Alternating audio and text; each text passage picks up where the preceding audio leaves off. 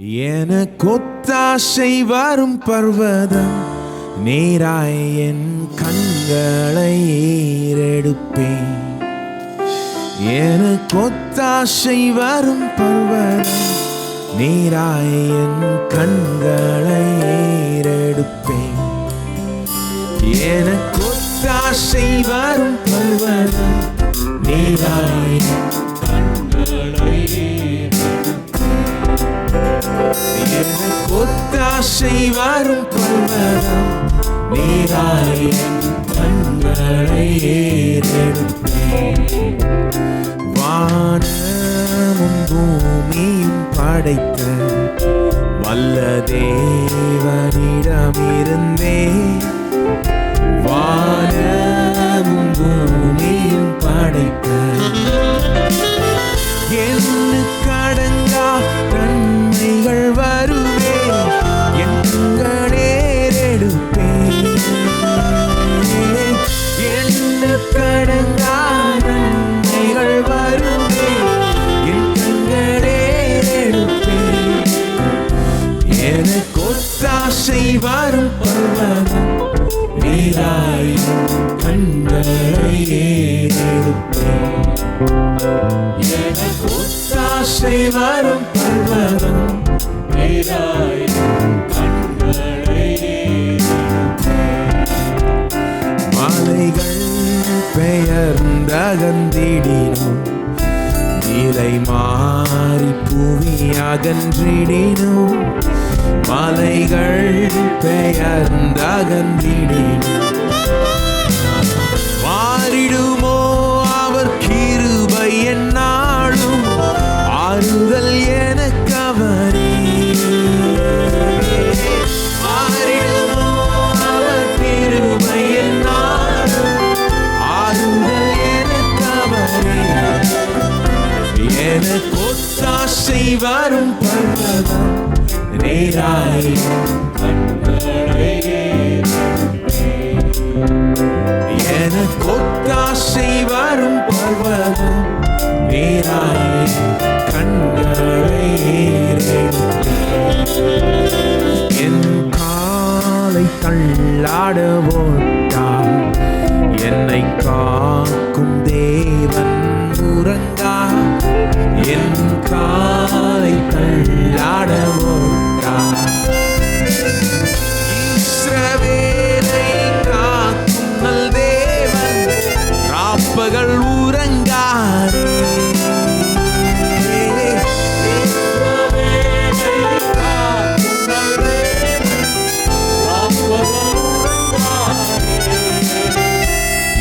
எனக்கொத்தாசை வரும் பர்வதம் நேராய் கண்களை ஏறெடுப்பேன்.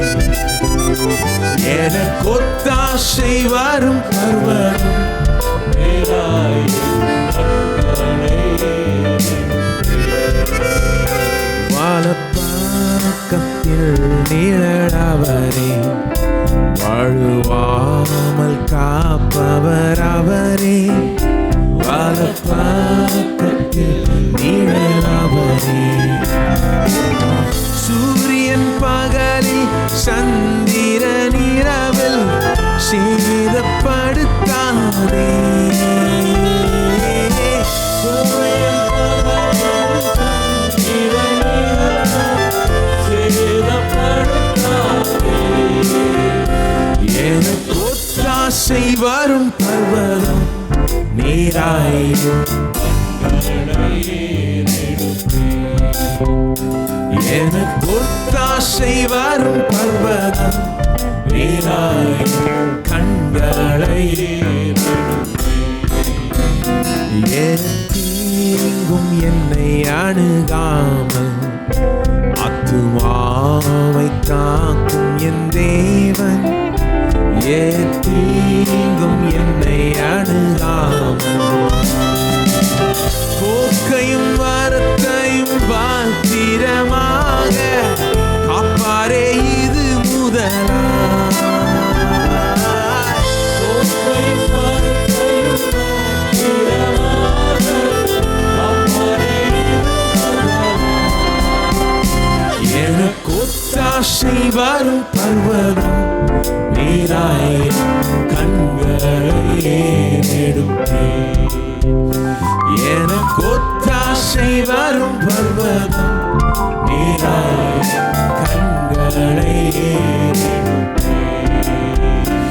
எனக்கு ஒத்தாசை வரும் பர்வதம் நீராய் கண்களை எடுப்பேன். எனக்கு ஒத்தாசை வரும் பர்வதம் நீராய் கண்களை எடுப்பேன். ஆமென். நம்மளும் தயவு செய்து எழுந்து நின்று பாடுவோம். இந்த புது வருஷத்தில் நிறைய காரியங்கள் மாறலாம். என்ன நடக்கும்னு சொல்ல முடியாது. உலகத்தில் என்னென்ன நடக்கும்னு சொல்ல முடியாது. நம்ம சுற்றியில் இருக்க சூழ்நிலையெல்லாம் என்ன நடக்கும்னு உண்மையிலே சொல்ல முடியாது. ஆனால் சில காரியங்கள் சொல்லலாம். கர்த்தர் மாறாதவர். அவரிடத்தில் எந்த மாற்றமும் நீங்கள் பார்க்கவே முடியாது. இயேசு நேற்றும் இன்றும் என்றும் மாறாதவராய் இருக்கிறார். அவர் கொடுத்த வாக்குத்தத்தங்கள் மாறப்போகிறது கிடையாது. ஆகவே ஒரு விதத்தில் பார்க்க போனீங்கன்னா ஒன்றுமே மாறல, தேதி மாறிடுச்சு. ஆனால் நம்ம அதே கர்த்தரை தான் நம்புகிறோம், அதே வாக்குத்தத்தங்களை தான் நம்புகிறோம். கர்த்தர் நம்மை தொடர்ந்து முன்னேற செய்வார், தொடர்ந்து காப்பார். இப்போ எத்தனை விஷயங்கள் பாடணும் பாருங்க. சங்கீதம் 121 கர்த்தர் நம்மை உண்மையிலே காப்பார். எத்தனை பேர் சொல்கிறீங்க இதுவரை காத்திருக்கிறார், இதுவரை ஆசீர்வதிச்சிருக்கிறார், இதுவரை உங்கள் கூட இருந்து வழி நடத்தி இருக்கிறார், இனிமேலும் அப்படியே செய்வார். இந்த பாட்டு அதை தான் சொல்லுது. இதுவரைக்கும் செய்தவர் இனிமேலும் செய்வார்.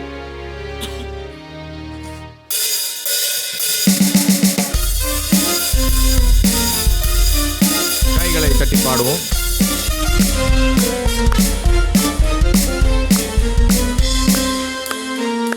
இந்த நாள் வரை என்னை காத்திட்ட என் கண்மலை நீரே, இப்போதும் எப்போதும் என்னை சுமக்கும் தகப்பனே. இந்த நாள் வரை என்னை காத்திட்ட என் கண்மலை நீரே, இப்போதும் எப்போதும் என்னை சுமக்கும் தகப்பனே. உம்மை துதிக்கிறேன் அல்லேலூயா, உயர்த்துகிறேன் அல்லேலூயா. நல்லவர் அல்லேலூயா, மிகவும் நல்லவர். உம்மை துதிக்கிறேன் அல்லேலூயா, உம்மை உயர்த்துகிறேன் அல்லேலூயா. நல்லவர் அல்லேலூயா. இந்த நாள் வரை என்னை காத்திட்ட இந்த கண்மலை நீரே, இப்போதும் எப்போதும் என்னை சுமக்கும் தகப்பனே. இந்த நாள் வரை என்னை காத்திட்ட இந்த கண்மலை நீரே, இப்போதும் எப்போதும் என்னை சுமக்கும் தகப்பனே. உம்மை துதிக்கிறேன் அல்லேலூயா, உயர்த்துகிறேன் அல்லேலூயா. நல்லவர் அல்லேலூயா, மிகவும் நல்லவர். உம்மை துதிக்கிறேன் அல்லேலூயா, உயர்த்துகிறேன் அல்லேலூயா. நல்லவர் அல்லேலூயா, மிகவும் நல்லவர். சத்துருவாயிருந்தே என்னை ஒப்புரவாக்கினீரே, பாவங்களை மன்னித்து ஆழத்தில் இறங்கினீரே. சத்துருவாயிருந்தே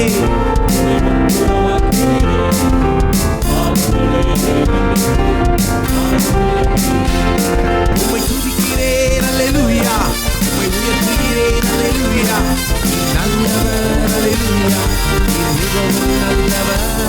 உம்மை துதிக்கிறேன் அல்லேலூயா, உம்மை உயர்த்துகிறேன் அல்லேலூயா. நல்லவர் அல்லேலூயா. ஒன்றுமில்லாதிருந்தே நிறைந்திரும் ஐஸ்வர்யத்தால் தேவைகளை சந்தித்து நீளம் எடுக்க வைத்தேன். ஒன்றுமில்லாதிருந்தே நிறைந்திரும் ஐஸ்வர்யத்தால்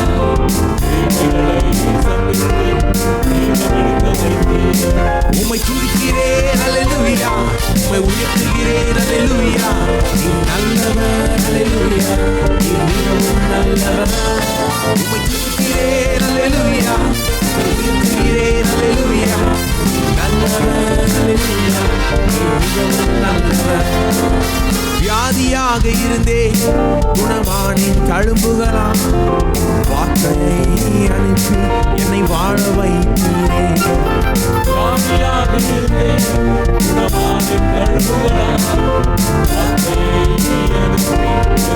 உம்மை துதிக்கிறேன் அல்லேலூயா, உயர்த்துகிறேன் அல்லேலூயா, நல்லவர் அல்லேலூயா, மிகவும் நல்லவர். உம்மை துதிக்கிறேன் அல்லேலூயா, உம்மை உயர்த்துகிறேன் அல்லேலூயா, மிகவும் நல்லவர். ஒன்றுமில்லாதிருந்தேன், நிறைந்திரும் ஐஸ்வர்யத்தால் தேவைகளை சந்தித்து நீனம் எடுக்க வைத்தீர். ஒன்றுமில்லாதிருந்தேன்,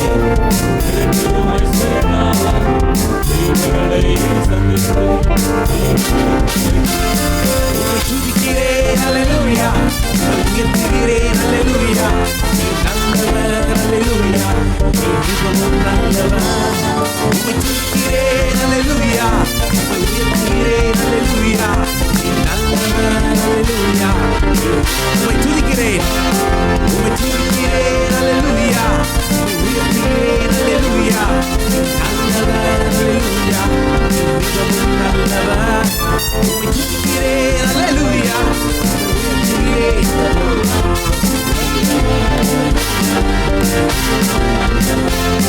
இந்த நாள் வரை என்னை காத்திட்ட என் கண்மலை நீரே, இப்போதும் எப்போதும் என்னை சுமக்கும் தகப்பனே.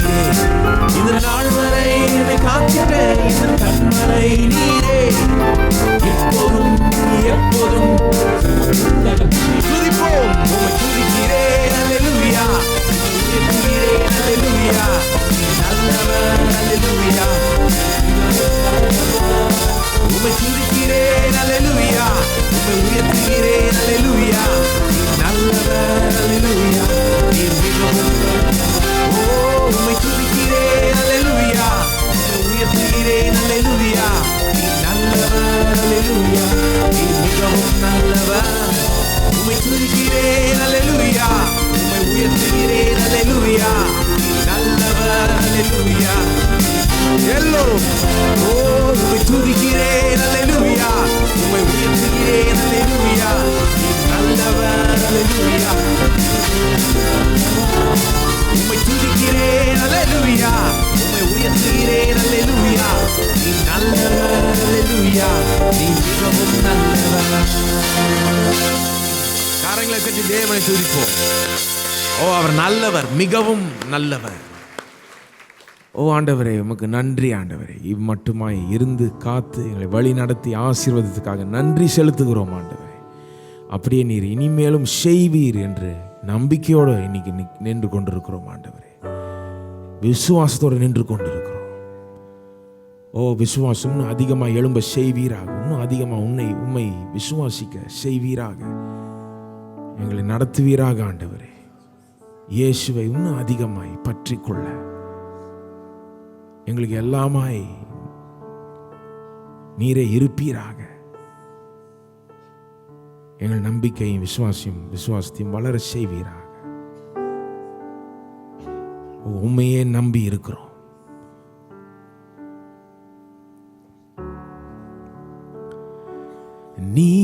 நீரே கிறிஸ்தேசு, நீரே கர்த்தர்,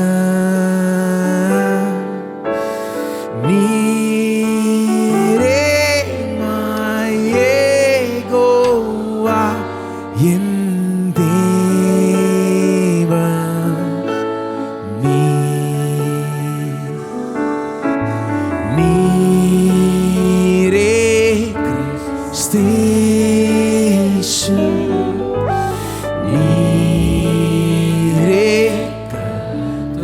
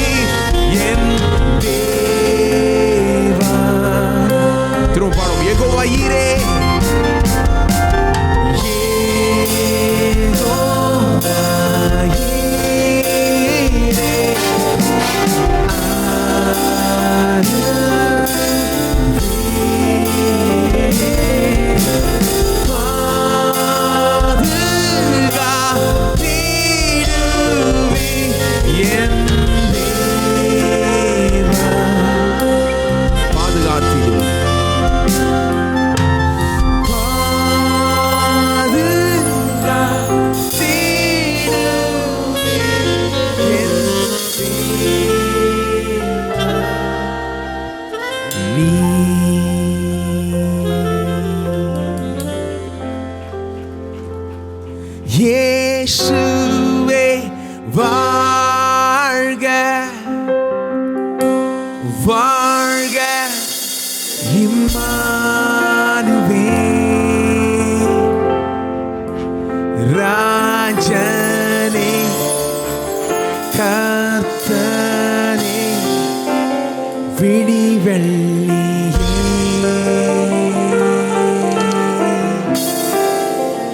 நித்திய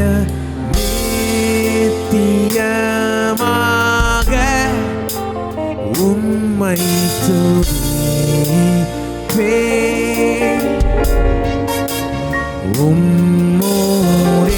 உம்மோடென்றும் ஆளுகை செய்வேன் இயேசுவே வாழ்க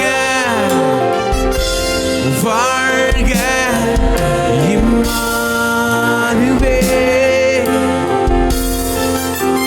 ராஜனே கர்த்தரே விடிவெள்ளியே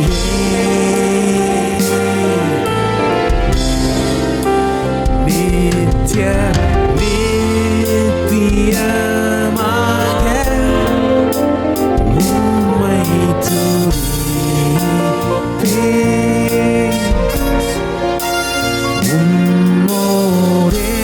உம்மோடென்றும் ஆளுகை செய்வேன். இயேசுவை துதிப்போம், உயர்த்துவோம். இயேசுவே வாழ்க வாழ்க இம்மானுவே எங்கள் ராஜனே எங்கள் கர்த்தரே விடிவெள்ளியே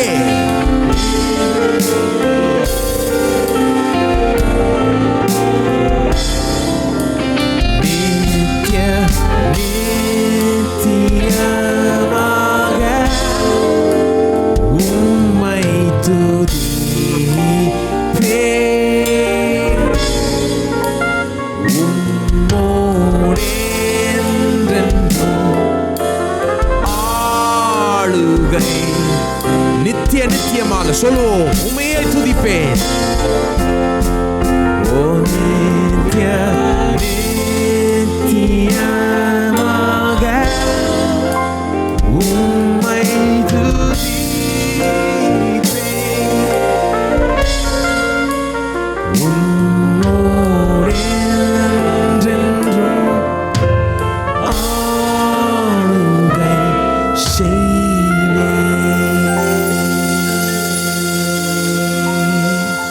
ஓ இயேசுவுக்கு எல்லா கனம் மகிமை உண்டாவதாக. ஓ இயேசுவை துதிப்போம், தொடர்ந்து அவரை ஆராதிப்போம், ஓ அவரை உயர்த்துவோம். நம் மத்தியில் இயேசுவை உம்முடைய பிரசனம் இருக்கிறபடியால் நன்றி. உயிர் தெழுந்த இயேசுவை உம்மை துதிக்கிறோம், உயர்த்துகிறோம். நீர் உன்னதத்தில் வீற்றிருக்கிறீர், ஆண்டு கொண்டிருக்கிறீர், ராஜாதி ராஜாவாக, கர்த்தாதி கர்த்தராக. அல்பாவும் ஒமேகாவும் நீரே. விசுவாசத்தை தொடக்கிறவர் மாத்திரமல்ல, முடிக்கிறவரும் நீரே. எங்களுடைய மீட்பர் மட்டும் இல்லை, எங்களுடைய மெய்ப்பரும் நீரே. ஓ உம்மை துதிக்கிறோம், ஆராதிக்கின்றோம். ஆண்டவரே, நித்திய நித்தியமாக உம்மையே துதிப்போம். எங்களை தெரிந்து கொண்டு ரட்சித்து எங்களை மட்டும் வழி நடத்தி பாதுகாத்து ஆசீர்வதித்ததுக்காக நன்றி ஆண்டவரே. தொடர்ந்து நீர் அப்படியே செய்வீர் என்று நம்புகிறோம். ஆண்டவரே, உம்மை இன்னும் அதிகமாய் துதிக்க நீர் கிருபை தருவீராக. இந்த வருடத்தில் இன்னும் அதிகமாய் நம்ப விசுவாசிக்க நீர் கிருபை தருவீராக. ஆண்டவரே, உம்மை இன்னும் அதிகமாய் சார்ந்து வாழ நீர் எங்களுக்கு உதவீராக, இல்லை வழி நடத்துவீராக. இன்னும் அதிகமாய் ஞானத்தையும் அறிவையும் வெளிச்சத்தையும் நீர் தருவீராக. உம்முடைய வார்த்தையில் வளர்ற அந்த ஞானம் இன்னும் பெருகட்டும் ஆண்டவரே. உம்முடைய வார்த்தையின் அறிவு, அதனுடைய ஞானம், அதை பெற்றுக்கொண்டு அதை அனுபவிக்கிற அந்த வாழ்க்கை ஆண்டவரே, அந்த வாழ்க்கையில் நாங்கள் முன்னேற செய்வீராக. இங்கே வந்திருக்கிற ஒவ்வொரு மக்களுக்காக ஜெபிக்கிறோம் ஆண்டவரே.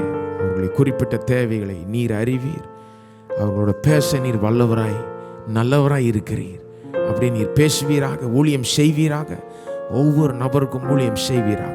தூரத்திலிருந்து பார்த்து கொண்டிருக்கிறவர்கள் இன்டர்நெட் மூலமாய், டிவி மூலமாய், அவர்களுக்கும் நீர் ஊழியம் செய்வீராக. ஆண்டவர், உம்முடைய சத்தம் அவர்கள் கேட்கட்டும். இன்னைக்கு உம்முடைய சத்தத்தை கேட்டு அதன்படி நடக்கட்டும். உம்முடைய வார்த்தையை கொண்டு பேசுவீராக.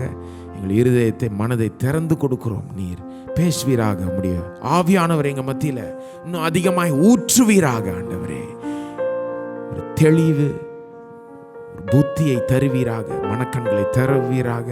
உம்முடைய வார்த்தையை எங்களுக்கு போதிப்பீராக. ஏற்றுக்கொண்டு புரிந்து கொண்டு அதன்படி நடக்க கிருபை தருவீராக. அப்படியே நம்முடைய தாசனை அபிஷேகிப்பீராக. வல்லமையோடு தெளிவோடு தேவனுடைய வார்த்தையை பிரசங்கிக்க நீர் கிருபை தருவீராக. ஆண்டவரே, இந்த மீதி வேலையை உம்முடைய கையில் ஒப்பு கொடுக்கிறோம். உம்முடைய ஆவியானவரை வரவேற்கிறோம்.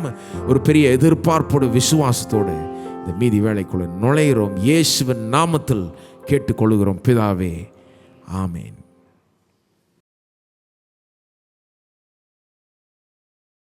காணிக்க நிலை கத்திராதை கண்ட நேரம். உலகெங்கிலும் இந்த இணையதளத்தின் மூலமாக, டிவி மூலமாக எங்களோடு கூட ஆராய பங்கெடுத்து நீங்களும் காணிக்க செலுத்த விரும்பினால் இப்பொழுதே ஈவினிங் மூலமாக செலுத்தலாம்.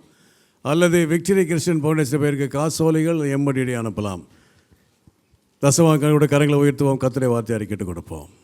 தேவட வார்த்தை சொல்கிறது, கொடுங்கள் அப்பொழுது கொடுக்கப்படும், அமைக்கி குலுக்கி சரிந்து விழும்படி நன்றாய் அளந்து உங்கள் மடியில் போடுவார்கள். எந்த அளவில் அழைக்கிறீர்களோ அதே அளவினால் திரும்ப கொடுக்கப்படும். என் தேவன் என்னுடைய குறைவுகளையும் தேவைகளையும் அவருடைய மகிமையை ஐஸ்வர்யத்தபடி கிறிஸ்து இயேசுவுக்குள் நிறைவாக்குவார் என்று நான் விசுவாசிக்கிறேன். என் காணிக்கையினாலே தேவனை கனப்படுத்துகிறேன். ஆமென். கரங்களை கீழே உதவிகள் பெற்றுக்கொள்வார்கள். புதிதாய் வந்தலை வரவேற்க விரும்புகிறோம். இந்த ஆராதனைக்கு முதல் தடையாய் வந்திருந்தால் தயவுசெய்து கரங்களை உயர்த்துங்கள். உள்ளே இருப்பவர்களும் வெளியே இருப்பவர்களும் ஒரு சில வினாடிகளோட கரங்களை உயர்த்துங்கள். சபை செய்கிற புரோஷனை கொடுப்பார்கள். அந்த புரோஷனிலே சபை ஆராதனை நேரங்கள், டிவி நிகழ்ச்சி நேரங்கள் எல்லாம் இருக்கிறதை பார்க்கும்படி கேட்டுக்கொள்கிறோம். அது மட்டுமல்லாமல் அந்த மத்தியில் அட்டையை பார்ப்பீர்கள். உங்கள் பெயரும் விலாசத்தையும் எழுதி அந்த அட்டையில் எழுதி சிடி ஸ்டாலில் கொடுத்தால் நம்முடைய போதகர்கள் பேசினா 8 செய்திகள் அடங்கிய MP3 சிடியும் வெற்றியும் வாழ்வுமகிற மாதாந்திர தமிழ் பத்திரிகையும் வெகுமதியை கூட பெற்று செல்லலாம்.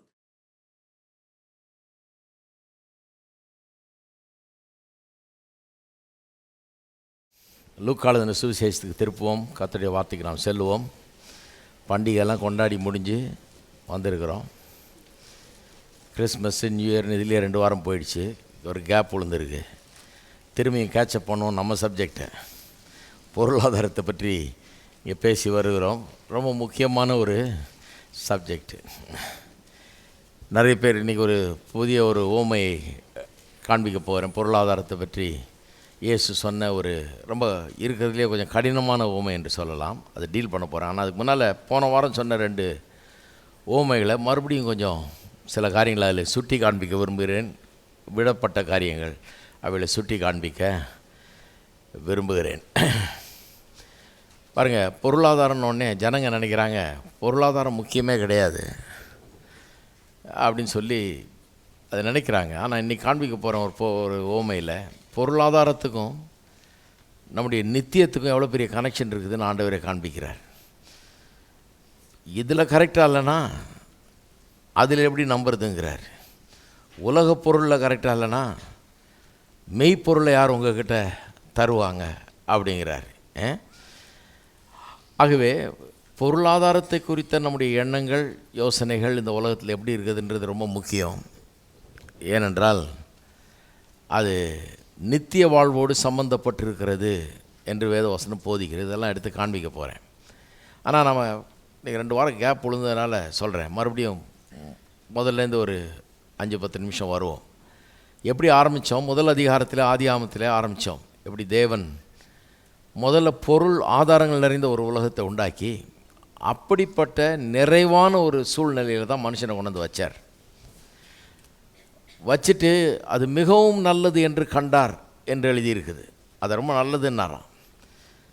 சில மேதாவிகள் இன்றைக்கு சொல்கிறாங்க அது நல்லதே இல்லை, ஏழையாக இருந்தால் தான் ஒருத்தன் பரிசுத்தமாக இருக்க முடியும், அப்போ தான் கத்தருக்காக வாழ முடியும்னு. கத்தர் ஏதோ தப்பு பண்ணிட்ட மாதிரியும் இவங்க கத்தருக்கே கன்சல்டண்ட்டாக இருப்பாங்க போல இருக்கவங்க. கத்தருக்கே ஆலோசனை சொல்கிற மாதிரியும் சொல்கிறாங்க. கத்தர் நம்மளை விட பெரிய ஞானி. அவர் நினைக்கிறாரு எல்லாம் இருக்கணும், கொஞ்சம் நஞ்சம் இருந்தால் பத்தாது, அளவுக்கு மீறி இருக்கணும், ஏராளம் தாராளமாக இருக்கணும். அப்படிப்பட்ட சூழ்நிலையில் தான் மனுஷன் இருக்கணும். அந்த சூழ்நிலையில் தான் அவர் வந்து மனுஷனோடு உலாவணும், அவனோடு வந்து சஞ்சரிக்கணும். இப்படி தான் கர்த்தர் வாழ்க்கையை அமைத்து கொடுத்தார் மனுஷனுக்கு. அமைச்சது அன்னைக்கு உள்ள அந்த மனுஷனுக்கு மட்டும் இல்லை, ஆதாமுக்கு மட்டும் இல்லை. அது ஒரு பேரடைம். நம்முடைய வாழ்க்கை எப்படி இருக்கணும், மனுஷ வாழ்க்கை பொதுவாக எப்படி இருக்க வேணுங்கிறதுக்கு ஒரு எடுத்துக்காட்டாக மாதிரியாக கர்த்தர் அதை வைத்தார் தான் சொல்கிறோம். மாதிரியாக கர்த்தர் அதை வச்சார். அதில் மெயின் இஷ்யூ என்னன்னு காண்பித்தேன் உங்களுக்கு. பொருள் ஆதாரங்கள்ன்றது என்னத்தை எதனால் அது மெயின் இஷ்யூ ஆகுறதுன்றதை காமிச்சேன். என்னென்னா 3 காரியங்களை தர்றார். ஆதியாகமம் 1:26 படி இந்த 1:26 இந்த 3 காரியமாக வந்துடுது. 1, நமது சாயலின்படி நமது ரூபத்தின்படி மனுஷனை உண்டாக்குவோமாக அவர்கள் ஆண்டு கொள்ள கடவர்கள்னு சொன்னபோது மனுஷனுக்கு 1 டொமினியனை கொடுத்தார், ஆளுகையை கொடுத்தார். எல்லாவற்றின் மேலேயும் ஆளுகிறவனாக அவனை உண்டாக்கினார். அவரை தவிர மீதி எல்லாத்தையும் ஆளுகிறவன் தான் மனுஷன். ஆண்டவருக்கு அடுத்தபடியாக மனுஷன்தான். அப்படிப்பட்ட ஒரு ஸ்தானத்தில் அவனை வச்சார், ஆளுகையை கொடுத்தார், எல்லாவற்றின் மேலே அதிகாரத்தை அவனுக்கு கொடுத்தார். 2வது, நமது சாயலின்படி ரூபத்தின்படி மனுஷனை உண்டாக்குவோமான்னு சொன்னதன் மூலம் மனுஷனுக்கு அந்தஸ்தை கொடுத்துட்டார். ஏன்னா அதை காட்டிலும் பெரிய அந்தஸ்து நீங்கள் யாருமே ட்ரை பண்ணால் கூட கிடைக்காது. ஏன்னா கடவுளை மாதிரி உண்டாக்கப்பட்டிருக்கிறீங்க, அவருடைய சாயலின்படி ரூபத்தின்படி உண்டாக்கப்பட்டிருக்கீங்க. இதை விட ஹையராக போக முடியாத அந்தஸ்தில். இதை காட்டிலும் பெரிய அந்தஸ்து ஒருத்தனுக்கு இருக்க முடியுமா? முடியவே முடியாது. 3வது, அவர்கள் ஆளக்கடவர்கள்னு சொல்லியிருக்காருல்ல, அதில் இன்னொரு காரியமானது, வெறும் ஆளுகை மட்டும் இல்லைங்க. ஏதோ எல்லாத்தின் மேலேயும் ஆட்சி நடத்துகிறவன், எல்லாத்தையும் அடக்கி ஆள்றவன் அப்படி மட்டும் கிடையாது. ஆளக்கடவர்கள்ன்றதில் எல்லாத்தையும் அனுபவிக்க உரிமை பெற்றவன் என்கிற காரியமும் அடங்கி இருக்கிறது. அதான் ஏதேன் தோட்டத்தில் ஆயிரக்கணக்கான மரம் செடி கொடிகளையும் பல வகைகளையும் கொடுக்குற கனிதரும் விருட்சங்களையும் உண்டாக்கிட்டு சொல்கிறாரு, you may freely eat up all these trees. அதாவது இந்த விருட்சங்கள் கனிகளை நீ தாராளமாக புசிக்கலாம், எல்லா விருட்சத்தின் கனியும் புசிக்கலாம், ஒன்றை மட்டும் விட்டுரு, மீதி எல்லாத்தையும் புசின்னு அவ்வளவு ஏராளம் தாராளமாக வச்சு எல்லாத்தையும் புசின்னு வேறு என்கரேஜ் பண்ணுறாரு. தயங்காத, பயப்படாத, எல்லாத்தையும் புசி என்று சொல்லுகிறார். அப்போ 3 காரியம் கொடுத்தார். இந்த 3வது காரியம் என்ன? டிலைட், எல்லாத்தையும் அனுபவிக்கக்கூடிய ஒரு உரிமை, ஒரு ஆசீர்வாதம் மனுஷனுக்கு கொடுக்கப்பட்டிருக்கிறது. 3 காரியம். 1 ஆளுகை, இன்னொன்று அந்தஸ்து, இன்னொன்று ஆனந்தம். இதெல்லாம் அனுபவித்து ஆனந்தமாக வாழுகிறதுக்கு ஒரு உரிமையை கர்த்தர் கொடுத்துருக்கிறார். இது ரொம்ப முக்கியமாக இதை புரிந்து கொள்வது ரொம்ப முக்கியம். ஏன்னா இதுதான் காட்ஸ் விஷன், தேவனுடைய தரிசனம், மனுஷனுக்காக கடவுள் வைத்திருக்கிற தரிசனம். கடவுள்கிட்ட தான் கற்றுக்கணும் பாருங்கள் இந்த தரிசனம் பற்றிலாம். பெரிய தரிசனம் அவருக்கு இருக்குது, இப்படி தான் இருக்கணும் மனுஷன். நிறைய பேருக்கு பாருங்கள், பிள்ளைகள் இருக்குது, சில நேரத்தில் தரிசனம் இல்லை. பிள்ளையை குறித்து ஒரு தரிசனம் இல்லை, என் பிள்ளை இப்படி வரணும், இப்படி இருக்கணுங்கிற தரிசனம் கிடையாது. ஏன்னா தரிசனம் இருந்தால் அதுக்கேற்ற மாதிரி சில முயற்சிகளும் இருக்கும். தரிசனத்தில் தான் ஆரம்பிக்கிறது வாழ்வே. தரிசனம் ரொம்ப முக்கியம். பாருங்கள், கடவுள் எப்படிப்பட்ட தரிசனத்தை வச்சுருக்கார் பாருங்கள். நான் மனுஷனை உண்டாக்கியிருக்கேன், அவன் எப்படி வாழணும். டொமினியன், டிக்னிட்டி அண்ட் டிலைட், இந்த 3 அவனுக்கு இருக்கணும். ஆளுகை, அந்தஸ்து, ஆனந்தம், இந்த 3தோடு அவன் வாழணும். இப்படித்தான் அவன் வாழ வேணும்னு கர்த்தர் மனுஷனை கொடுத்து அவ்வளோ பெரிய தரிசனத்தை வச்சுருக்கார். நிறைய பேர் சொல்கிறாங்க பழைய ஏற்பாட்டில் அது ஓகேங்க, ஆமாம் நீங்கள் சொல்கிற மாதிரி தான் பாலும் தேனும் ஓடுற தேசம் அப்படிலாம் சொல்லியிருக்குது. இந்த ஆளுகை, அந்தஸ்து, ஆனந்தமெல்லாம் பழைய ஏற்பாட்டோடு சரி. புதிய ஏற்பாட்டில் வந்து பாருங்கள், ஜனங்க வந்து பாருங்கள், பழைய ஏற்பாட்டு புதிய ஏற்பாடுன்னு சொல்லியிருக்கனால பைபிளே 2 ஆக்கிடுறாங்க. இதுவும் அதுவும் ஒன்றுக்கு ஒன்று எதிராக இருக்கிற மாதிரி சில நேரத்தில் பிரசங்கம் பண்ணி விட்டுறாங்க. இது ஒன்றுக்கு ஒன்று விரோதமாக இருக்கா மாதிரியும், பழைய ஏற்பாட்டில் எல்லாம் தப்புன்ற மாதிரியும் புதிய ஏற்பாட்டில் எல்லாம் கரெக்டுன்ற மாதிரியும் பிரசங்கம் பண்ண. அப்படி கிடையாது. ட்ரூ பிக்சர் அது கிடையாது. ட்ரூ பிக்சர் என்னென்னா, பழைய ஏற்பாடு வந்து என்ன, புதிய ஏற்பாட்டில் இருக்கிற காரியங்களுடைய நிழலாட்டமாக இருக்கிறது. அதே தான் இதுவும் சொல்லுது. இது வந்து முன்னறிவிக்கிறது, இது வந்து நிழலாட்டமாக இருக்கிறது. புதிய ஏற்பாடு அதனுடைய நிஜமாக இருக்கிறது, நிறைவேறுதலாக இருக்கிறது. பின்னால் நிறைவேற போடுறது, முன்னால் அறிவிக்கிறது தான் பழைய ஏற்பாடு. 2த்துக்கு வித்தியாசம் கிடையாது பேசிக்கலி.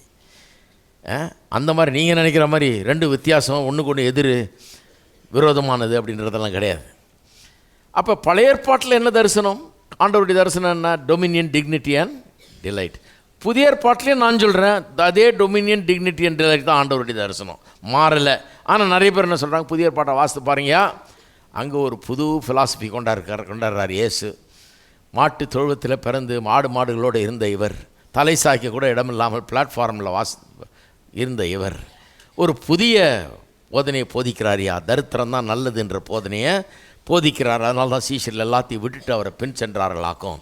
எல்லாத்தையும் விற்றுட்டு ஏழைகளுக்கு கொடுத்துட்டு அப்புறம் தான் நீ வந்து என்ன பின்பற்றணும். ஏன்னா ஒட்டகத்தின் ஊசியின் காதில் ஒட்டகமாவது நுழையும் ஒழிய பணக்காரன் மட்டும் தேவனுடைய ராஜ்யத்தில் பிரவேசிக்கவே முடியாது. நீ பணம் இல்லாமல் வந்தீங்கன்னா தான் நீ ஆண்டவரை பின்பற்றவே முடியும், இல்லைன்னா முடியவே முடியாது அப்படின்னு சொல்லிட்டாராக்கும். புதிய ஏற்பாட்டு விஷனே வேறு மாதிரி இருக்குது அப்படின்றாங்க. ஆகையால் கடந்த 2-3 வாரங்களாக இப்போ நான் போதிக்கிறது வந்து புதிய ஏற்பாடு விஷனும் இதே தான், டொமினியன், டிக்னிட்டி, டிலைட், இதுதான்னு சொல்லி நான் போதிக்கிறேன். இதை போதிக்க ஆரம்பிச்சிங்கனாலே ஊரே எதிராக கிளம்பும், கிறிஸ்தவ உலகமே. ஏன்னா நிறைய பேருக்கு அது ஒரு பெரிய எதிர்ப்பு உணர்வு இருக்குது. என்னது இது இப்படி, ஏன் ஏழை இயேசுவை கெடுத்து விட்டார் இவர், நான் நல்லா சொல்லி வச்சுருக்கிறேன், அவர் ஏழை நம்மளும் ஏழை, எல்லோரும் ஏழை தான் நல்லதுன்னு சொல்லி வச்சு அந்த மனுஷன் வந்து எல்லாத்தையும் கெடுத்துட்டாரேன்னு நிறைய பேர் கோபம். இன்னும் நல்லா கெடுக்கலான்னு தான் இருக்கிறேன். அது புதிய ஏற்பாடு விஷயம் அதுதான். புதிய ஏற்பாட்டில் கர்த்தர் மாறிடல, அவர் நேற்றும் இன்றும் என்றும் மாறாதவராக இருக்கிறார். அன்றைக்கி என்ன விஷயம் வச்சுருந்தார், இன்றைக்கி அதை தான் வச்சுருக்கிறாரு. அன்றைக்கி பெரிய அற்புதமான ஒரு வாழ்க்கையை வச்சுட்டு இன்றைக்கி வந்து ஒன்றும் இல்லாத ஒரு வாழ்க்கையை வச்சில்ல அவர், எல்லாம் அதே தான், அப்படியே தான் இருக்கிறார். அதுதான் நிரூபித்து காண்பித்து கொண்டு வருகிறேன். இதுக்கு சில பேரபிள்ஸ் எடுக்கலான்னு எடுத்தேன். 2 பேரபிளை டீல் பண்ணால் அதில் சில விடப்பட்ட சில காரியங்களை சொல்ல விரும்புகிறேன்.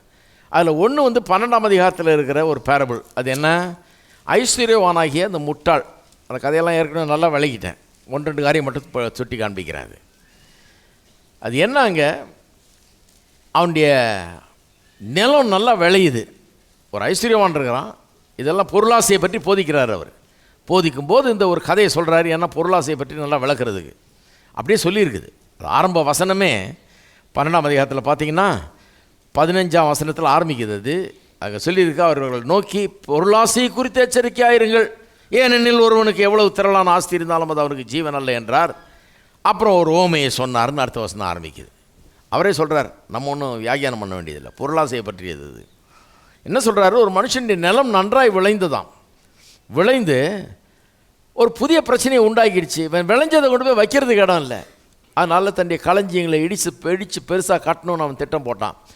திட்டம் போட்டு அந்த விளைந்த தானியத்தை பொருளெல்லாம் அங்கே நான் சேர்த்து வைக்க போகிறேனாக்கும், பின்பு ஆத்துமாவே உனக்காக அநேக வருஷங்களுக்கு அநேகம் பொருள் சேர்த்து வைக்கப்பட்டிருக்கிறது, நீ புசித்து குடித்து பூரிப்பாயிரு என்று என் ஆத்துமாவோடே சொல்லுவேன் என்று தனக்குள்ளே சொல்லி கொண்டான் அப்படின்னு சொல்லிட்டு சொல்கிறாரு. தேவனோ அவனை நோக்கி, அடுத்த வசனம் 20ஆம் வசனம், தேவனோ அவனை நோக்கி மதிகேடனே, சிம்பிள் தமிழில் சொல்கிறேன், ரொம்ப அட்வான்ஸ் தமிழ் வேணாம், முட்டாளே, அதான் சிம்பிள் தமிழ், முட்டாளே உன் ஆத்துமா உன்னிடத்திலிருந்து இந்த ராத்திரியில் எடுத்துக்கொள்ளப்படும், அப்பொழுது நீ சேகரித்தவள் யாருடையதாகும் என்றார். இதை வச்சு நிறைய பேர் என்ன பண்ணிட்டாங்க, இங்கே பாருங்கள் இயேசு எவ்வளோ அழகாக போதிக்கிறாரு. என்ன சொல்ல வர்றாரு, ஐஸ்வர்யவான்களெல்லாம் முட்டாள், இந்த இருக்கிறத இடிச்சிட்டு பெருசாக கட்டி இன்னும் நிறைய சேர்த்து வைக்க போகிறேன்றான் பாருங்கள், அவன்லாம் பெரிய முட்டாளாக்கும். இன்னும் நிறைய நிலம் விளைஞ்சி நல்லா தானியம் வந்து கொட்டி கிடக்கும்போது பெருசாக நான் சேர்த்து வைக்க போகிறேன்னு போகிறான் பாருங்கள், அவன் பெரிய முட்டாளாக்கும். இங்கே பைபிள் சொல்லுதாக்கும் ஐஸ்வர்யவான்களெல்லாம் கடவுள் முட்டாள்ன்றாரு அப்படின்றாங்க. கிடையவே கிடையாது. நான் உங்களுக்கு காண்பித்தேன். ஒருத்தன் பெரிய இந்த அளவுக்கு அவன் நிலம் விளையுதுன்னா அவன் எவ்வளோ ஒரு டிசிப்ளின்ட் ஆசாமியாக இருந்திருப்பான்னு பாருங்கள். காலைல 5 மணிக்கு எழுந்திரிச்சு வேலைக்கு போயிருப்பான்னு நினைக்கிறேன் இந்த விவசாயி. வீட்டில் படுத்து தூங்கினவன் கிடையாது இவன். அவன்கிட்ட எவ்வளோ பேர் வேலை செஞ்சுருப்பாங்கன்னு பாருங்கள். எவ்வளோ பெரிய களஞ்சியம் கட்டி அங்கே சேர்த்து வைக்கிற அளவுக்கு விளைஞ்சதுன்னா எவ்வளோ பேர் வேலை செஞ்சுருப்பாங்க. ஒரு மேனேஜீரியல் ஸ்கில்ஸ் அவனுக்கு இருந்திருக்குது. நல்லா 10 பேரை வச்சு 50 பேரை வச்சு வேலை வாங்கக்கூடிய ஒரு திறமை அவன்கிட்ட இருக்குது. நல்ல புத்தி, அறிவு, ஞானம் இருக்குது. விதைச்சி எப்படி விதைக்கணும், எப்படி அறுக்கணும், என்ன செய்யணும், எப்படி பாதுகாக்கணும், எப்படி பிளான் போடணும், எப்படி திட்டமிடணும், எப்படி களஞ்சியத்தை பெருசாக்கணும், எல்லாம் இருக்குது பாருங்கள் அவனுக்கு. எல்லா பிளானும் இருக்குது, எல்லா அறிவும் இருக்குது.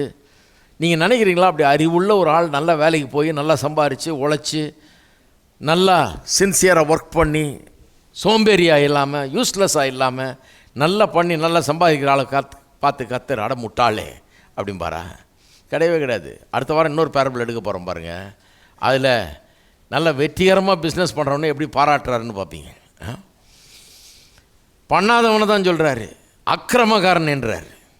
ஏன்னா அவன் வச்சுருக்க அவனுக்குள்ளே இருக்க தாளந்துகள்ந்து எதையுமே யூஸ் பண்ணுறதில்ல, ஒன்றுத்தையும் டெவலப் பண்ணுறதில்ல, ஒன்றுத்தையும் பிரயோஜனப்படுத்துறதும் கிடையாது. ஆகவே அவன் அக்கிரமக்காரன், வெறும் முட்டாள் இல்லை, அவனை அட்வான்ஸ் லெவலில் கொண்டு போயிட்டார், அக்கிரமக்காரனேங்கிறார்.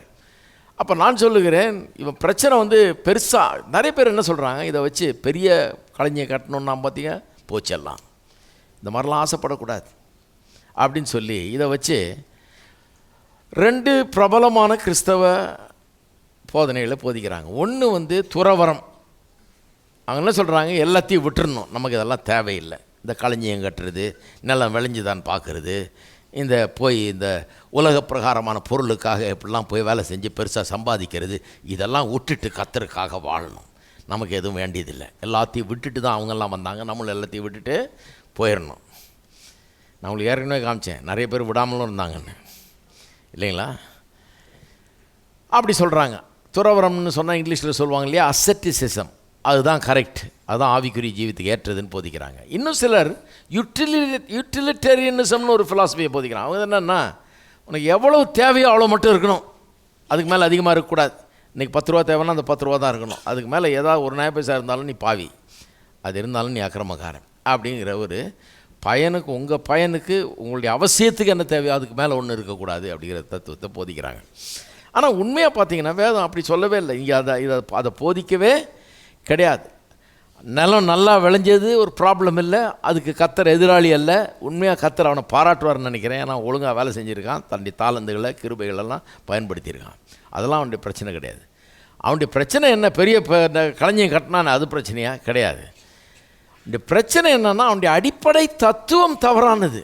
என்ன, களஞ்சியத்தை பெருசாக கட்டினா தானியத்தை கொண்டு போய் அங்கே நிரப்பி வைக்கிறதுக்காக இதை கட்டணும்னு திட்டம் போடுறான், தப்பே கிடையாது. ஆனால் என்ன, எதில் தப்புன்னா, அதை செஞ்சிட்டா எல்லாம் முடிஞ்சது, அதை செஞ்சிட்டா இதுதான் வாழ்க்கை, அது மட்டும் இருந்துட்டா போதும், நம்ம பெருசாக வாழ்ந்துடலாமாக்கும். அதுதான், அது ஒன்று தான் வாழ்க்கையிலே அவசியம், முக்கியம். அதை செஞ்சிட்டா எல்லாம் ஆன மாதிரி தான் அப்படின்னு நினைக்கிறான் பாருங்க. அவனை பார்த்து முட்டாளேன்றார். என்ன ஏற்பாடு பண்ணுறான் அவன்? வயிற்றுக்காக ஏற்பாடு பண்ணுறான்.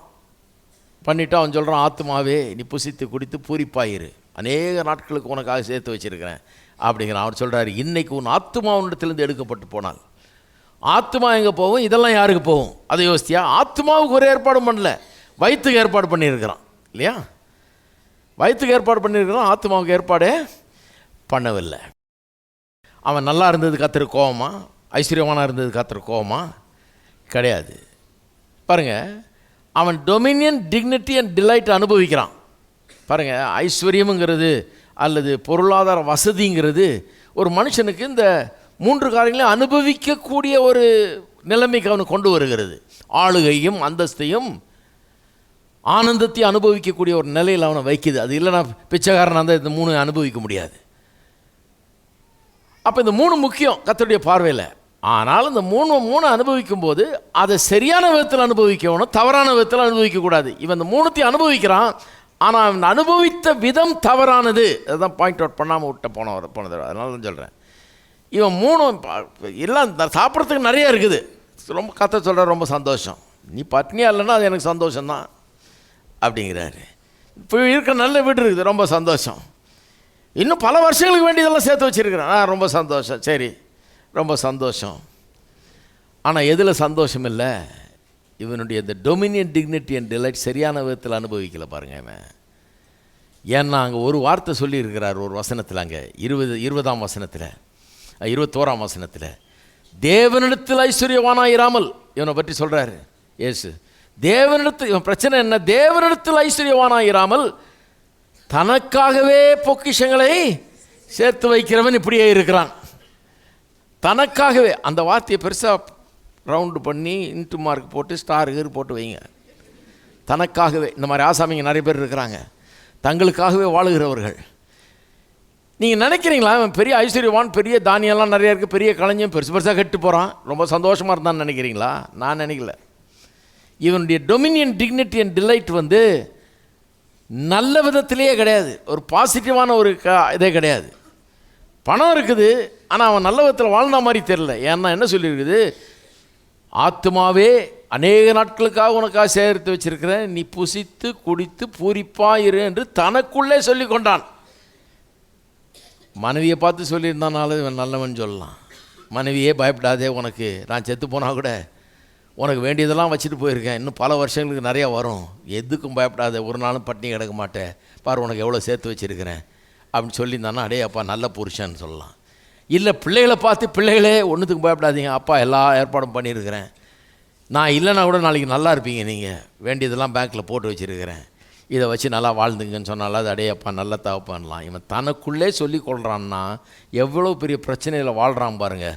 மனைவி கூட பக்கத்தில் இல்லை, எங்கே இப்படிப்பட்டவங்கிட்ட எவ்வளோ வாழவே முடியாது. ஏன்னா இவன் வாழ்க்கை தத்துவம் அப்படி அடிப்படை தகராறு பாருங்க. வெறும் பணம் இருந்தால் போதாது, வாழ்க்கையில் அடிப்படை தத்துவம் தவறு. அதனால் இவன் கூட ஒரு மனைவி கூட பக்கத்துலேயே இருக்க மாட்டா போல இருக்குது, இவன் பேசுகிறது கூட தனக்கே தான் பேசிக்குவான் போல இருக்குது. தனக்குள்ளேயே சொல்லி கொண்டான். என்ன வருத்தம், மனைவிக்கிட்ட சொல்லக்கூடாதாப்பா, மனைவி எங்கே பக்கத்துலேயே வரமாட்டா இவங்கிட்ட. இவன் நெருங்கினா உதைப்பானோ கடிப்பானோ அடிப்பானோ யாருக்கு புரியும்? அப்பேற்பட்ட ஆளாக இருப்பான் பாருங்க. Selfish fellow. மனைவிட்டேருந்தே எல்லாம் சொத்தெல்லாம் மறைப்பான் போல இருக்குவேன்.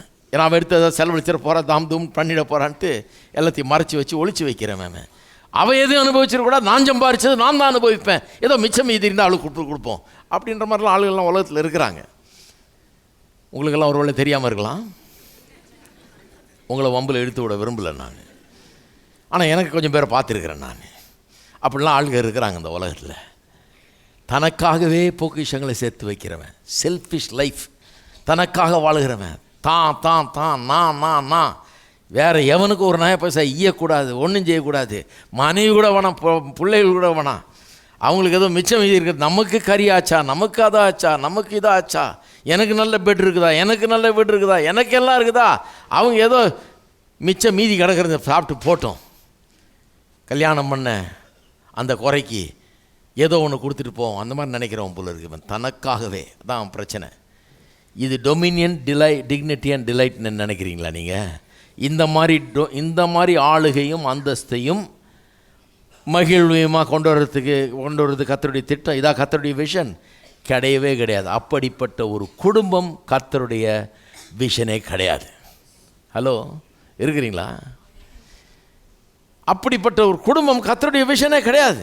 நீங்கள் நினைக்கலாம், இருக்கியா, கார் இருக்கியா, பங்களா இருக்குதியா, சாரி, மனைவி இருக்குதா, பிள்ளைங்கள்லாம் நல்லா இருக்காங்களா, பிள்ளைங்களெல்லாம் நல்லா கொண்டு போகிறீங்களா, சந்தோஷமாக இருக்கிறீங்களா குடும்ப வாழ்க்கையில்? இல்லைங்க, வேண்டியெல்லாம் இருக்குங்க, பணம் நிறைய போட்டு வச்சுருக்கிறேன் பேங்க்கில், வருஷம் அப்படியே 2-3 ப்ராப்பர்ட்டி வாங்கிடுறேன், நல்லா சேர்த்து வச்சுருக்கேன் நாக்கும், ரொம்ப சந்தோஷம். மனைவி எங்கே? பிள்ளைகள் எங்கே, சந்தோஷம் எங்கே, மகிழ்ச்சி எங்கே, சமாதானம் எங்கே, நிறைவு எங்கே, மனம் நிறைஞ்சிருக்குதா, வீட்டில் சந்தோஷமாக இருக்கிறீங்களா? இதுதான் கர்த்தர் கேட்பார். அது இல்லைன்னா அங்கே டொமினியனும் கிடையாது, டிக்னிட்டியும் கிடையாது, டிலைட்டும் கிடையாது, ஆளுகையும் கிடையாது, அந்தஸ்தும் கிடையாது, அங்கே ஆனந்தமும் கிடையாது, ஒன்றும் கிடையாது. கார் இருக்கலாம், போக இன்னும் பெருசாக கூட வாங்கிட்டு போகலாம், ஆனால் அங்கே ஆனந்தமும் இருக்காது, எந்த ஆளுகையும் இருக்காது, அந்தஸ்தும் கிடையாது. அது கர்த்தருடைய தரிசனமே கிடையாது. அதுதான் இங்கே ப்ராப்ளம். நல்லா கவனிக்கிறீங்களா எல்லாரும்? அதுதான் அங்கே ப்ராப்ளம். அதுதான் அவனுடைய தவறு. அவனை முட்டாள்னு சொன்னதுக்கு அதனால தான். அதை சொல்லும்போது எப்படி சொல்கிறாரு பாருங்க, அவனை இதெல்லாம் யாருடையதாக, இன்றைக்கி நீ செத்தினா இதெல்லாம் எங்கே போகும், யாருக்கு போகும் அப்படின்னு சொல்லி அவனை முட்டாளன்னு சொல்லிட்டு, தேவனிடத்தில் ஐஸ்வர்யவானாயிராமல் தனக்காகவே பொக்கிஷங்களை சேர்த்து வைக்கிறவன் இப்படியே இருக்கிறான். எப்படியே இதே மாதிரி முட்டாளாகவே இருக்கிறான். நிறைய பேர் இருக்கிறாங்க, இதே மாதிரி நிறைய பேர் இருக்கிறாங்கங்கிறது தான் அதை அங்கே சொல்லுகிறார். அப்போ என்ன சொல்ல வர்றேன், சரியான டொமினியன், டிக்னிட்டி அண்ட் டிலைட் தான் கர்த்தருடைய திட்டம். டொமினியன், டிக்னிட்டி அண்ட் டிலைட்டில் 2 விதம் இருக்குது.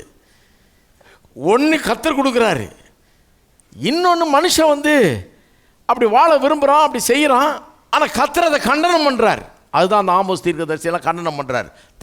தங்க கட்டிலில் படுத்து மெத்தையில் உருள்றது, இதெல்லாம் ஏன் கண்டனம் பண்ணுறாருன்னா, கட்டில் தப்புன்னு கிடையாது. சிலர் பாயை உபதேசமாக்கிட்டாங்க. ஒரு பாயே நல்லது, பைபிளில் படித்து பாருங்கள், கட்டிலெல்லாம் உடையுன்னு சொல்லியிருக்குது. அதனால் பாயில் படுத்துங்க. இதுக்கு ஒரு ஆமை நல்லிலையா போடுற கும்பலும் இருக்குது. அப்படிலாம் கிடையாது. கர்த்தர் என்ன சொல்கிறாரு பார், டொமினியன், டிக்னிட்டி, டிலைட் அனுபவிக்கணும்னா சரியான விதத்தில் அனுபவி, கரெக்டான ஆளாயிரு, தேவனோடு கூட நல்ல உறவில் இரு, மனுஷரோடு கூட நல்ல உறவில் இரு, நல்லா வாழு, எடுத்துக்காட்டான விதத்தில் இரு, பிரயோஜனமான விதத்தில் வாழு, உன்னால் 4 பேர் நல்லா ஆசீர்வதிக்க பழட்டம். அப்படி இரு. உன்னுடைய டொமினியன், டிக்னிட்டி அண்ட் டிலைட்டை அநேகம் பேருக்கு டொமினியன், டிக்னிட்டி, டிலைட்டை கொண்டு வரணும். இல்லைனா அது சரியான ஒரு டொமினியன், டிக்னிட்டி, டிலைட்டே கிடையாது. உனக்கு மட்டும் பெரிய வாழ் வேறு ஒன்றால் எவனுக்குமே எந்த பிரயோஜனமும் இல்லைன்னா அது சரியானதே கிடையாதுங்கிறார் கர்த்தர். அதைத்தான் கண்டனம் பண்ணுறார். இங்கே இவனை முட்டாள்னு சொன்னதும் அதுக்காக தான். இன்னொரு காரியம் பாருங்கள், பைபிளில் முதல்லேருந்து ஆரம்பித்தது வருது. அது என்னென்னா, இந்த புசிப்பும் குடிப்பும்ன்றது. இயேசு வந்தப்போ எப்படி வந்தார், புசிக்கிறவராகவும் குடிக்கிறவராகவும் வந்தார்னு அவரை பற்றி ஒரு குறை. யோவான் ஸ்நானம் வந்தான், சாப்பிடாதமே வந்தான், உபவாச பேர் வழியவன். அவனை பிசாசு பிடிச்சவன்ட்டாங்க.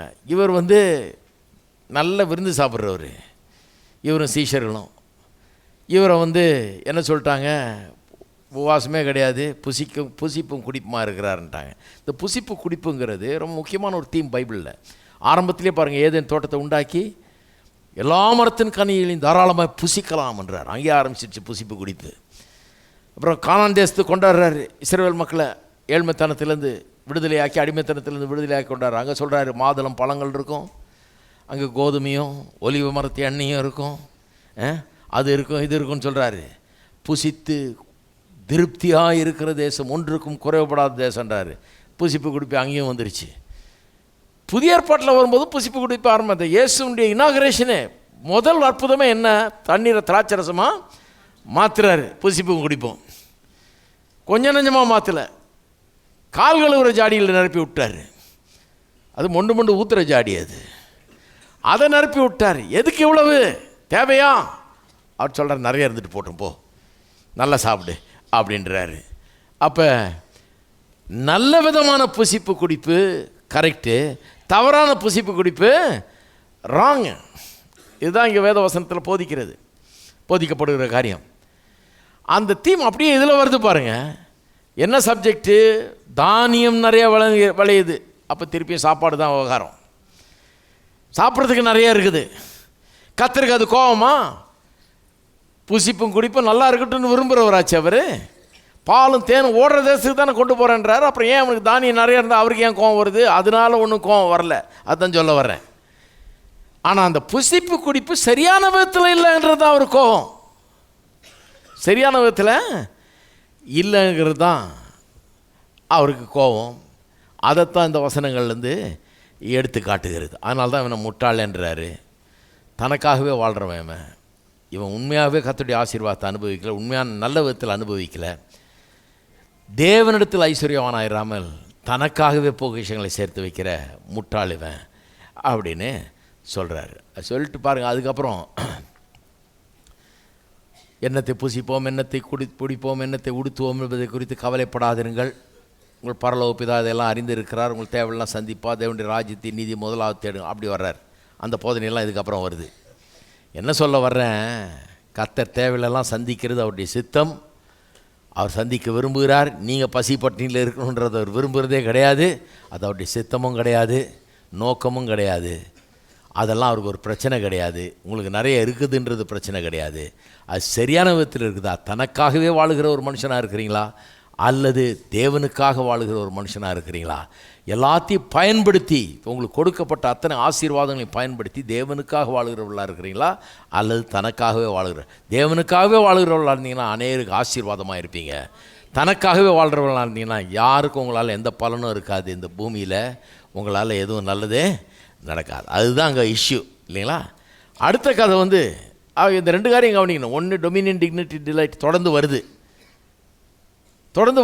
இது இந்த வசனங்கள் டொமினியன், டிக்னிட்டி, டிலைட்டு எதிரானது இல்லை. தரித்திரம் ஒன்றும் போதிக்கல இந்த வசனம், அதைத்தான் போதிக்குது. ஏன்னா இந்த பூமியை சொல்லி முடிச்சுட்டு அப்புறம் எண்ணத்தை புசிப்போம், எண்ணத்தை குடிப்போம், எண்ணத்தை உடுத்துவோம்ன்றது கவலைப்படாதிருங்கள், இதெல்லாம் பரமபிதா அறிந்து வைத்திருக்கிறார். தேவனுடைய ராஜ்யத்தை தேடுங்கள், அப்பொழுது அந்த ராஜ்யத்தை முதலாவது தேடுங்கள், அப்பொழுது இவைகளெல்லாம் உங்களுக்கு கூட கொடுக்கப்படும் என்றார்.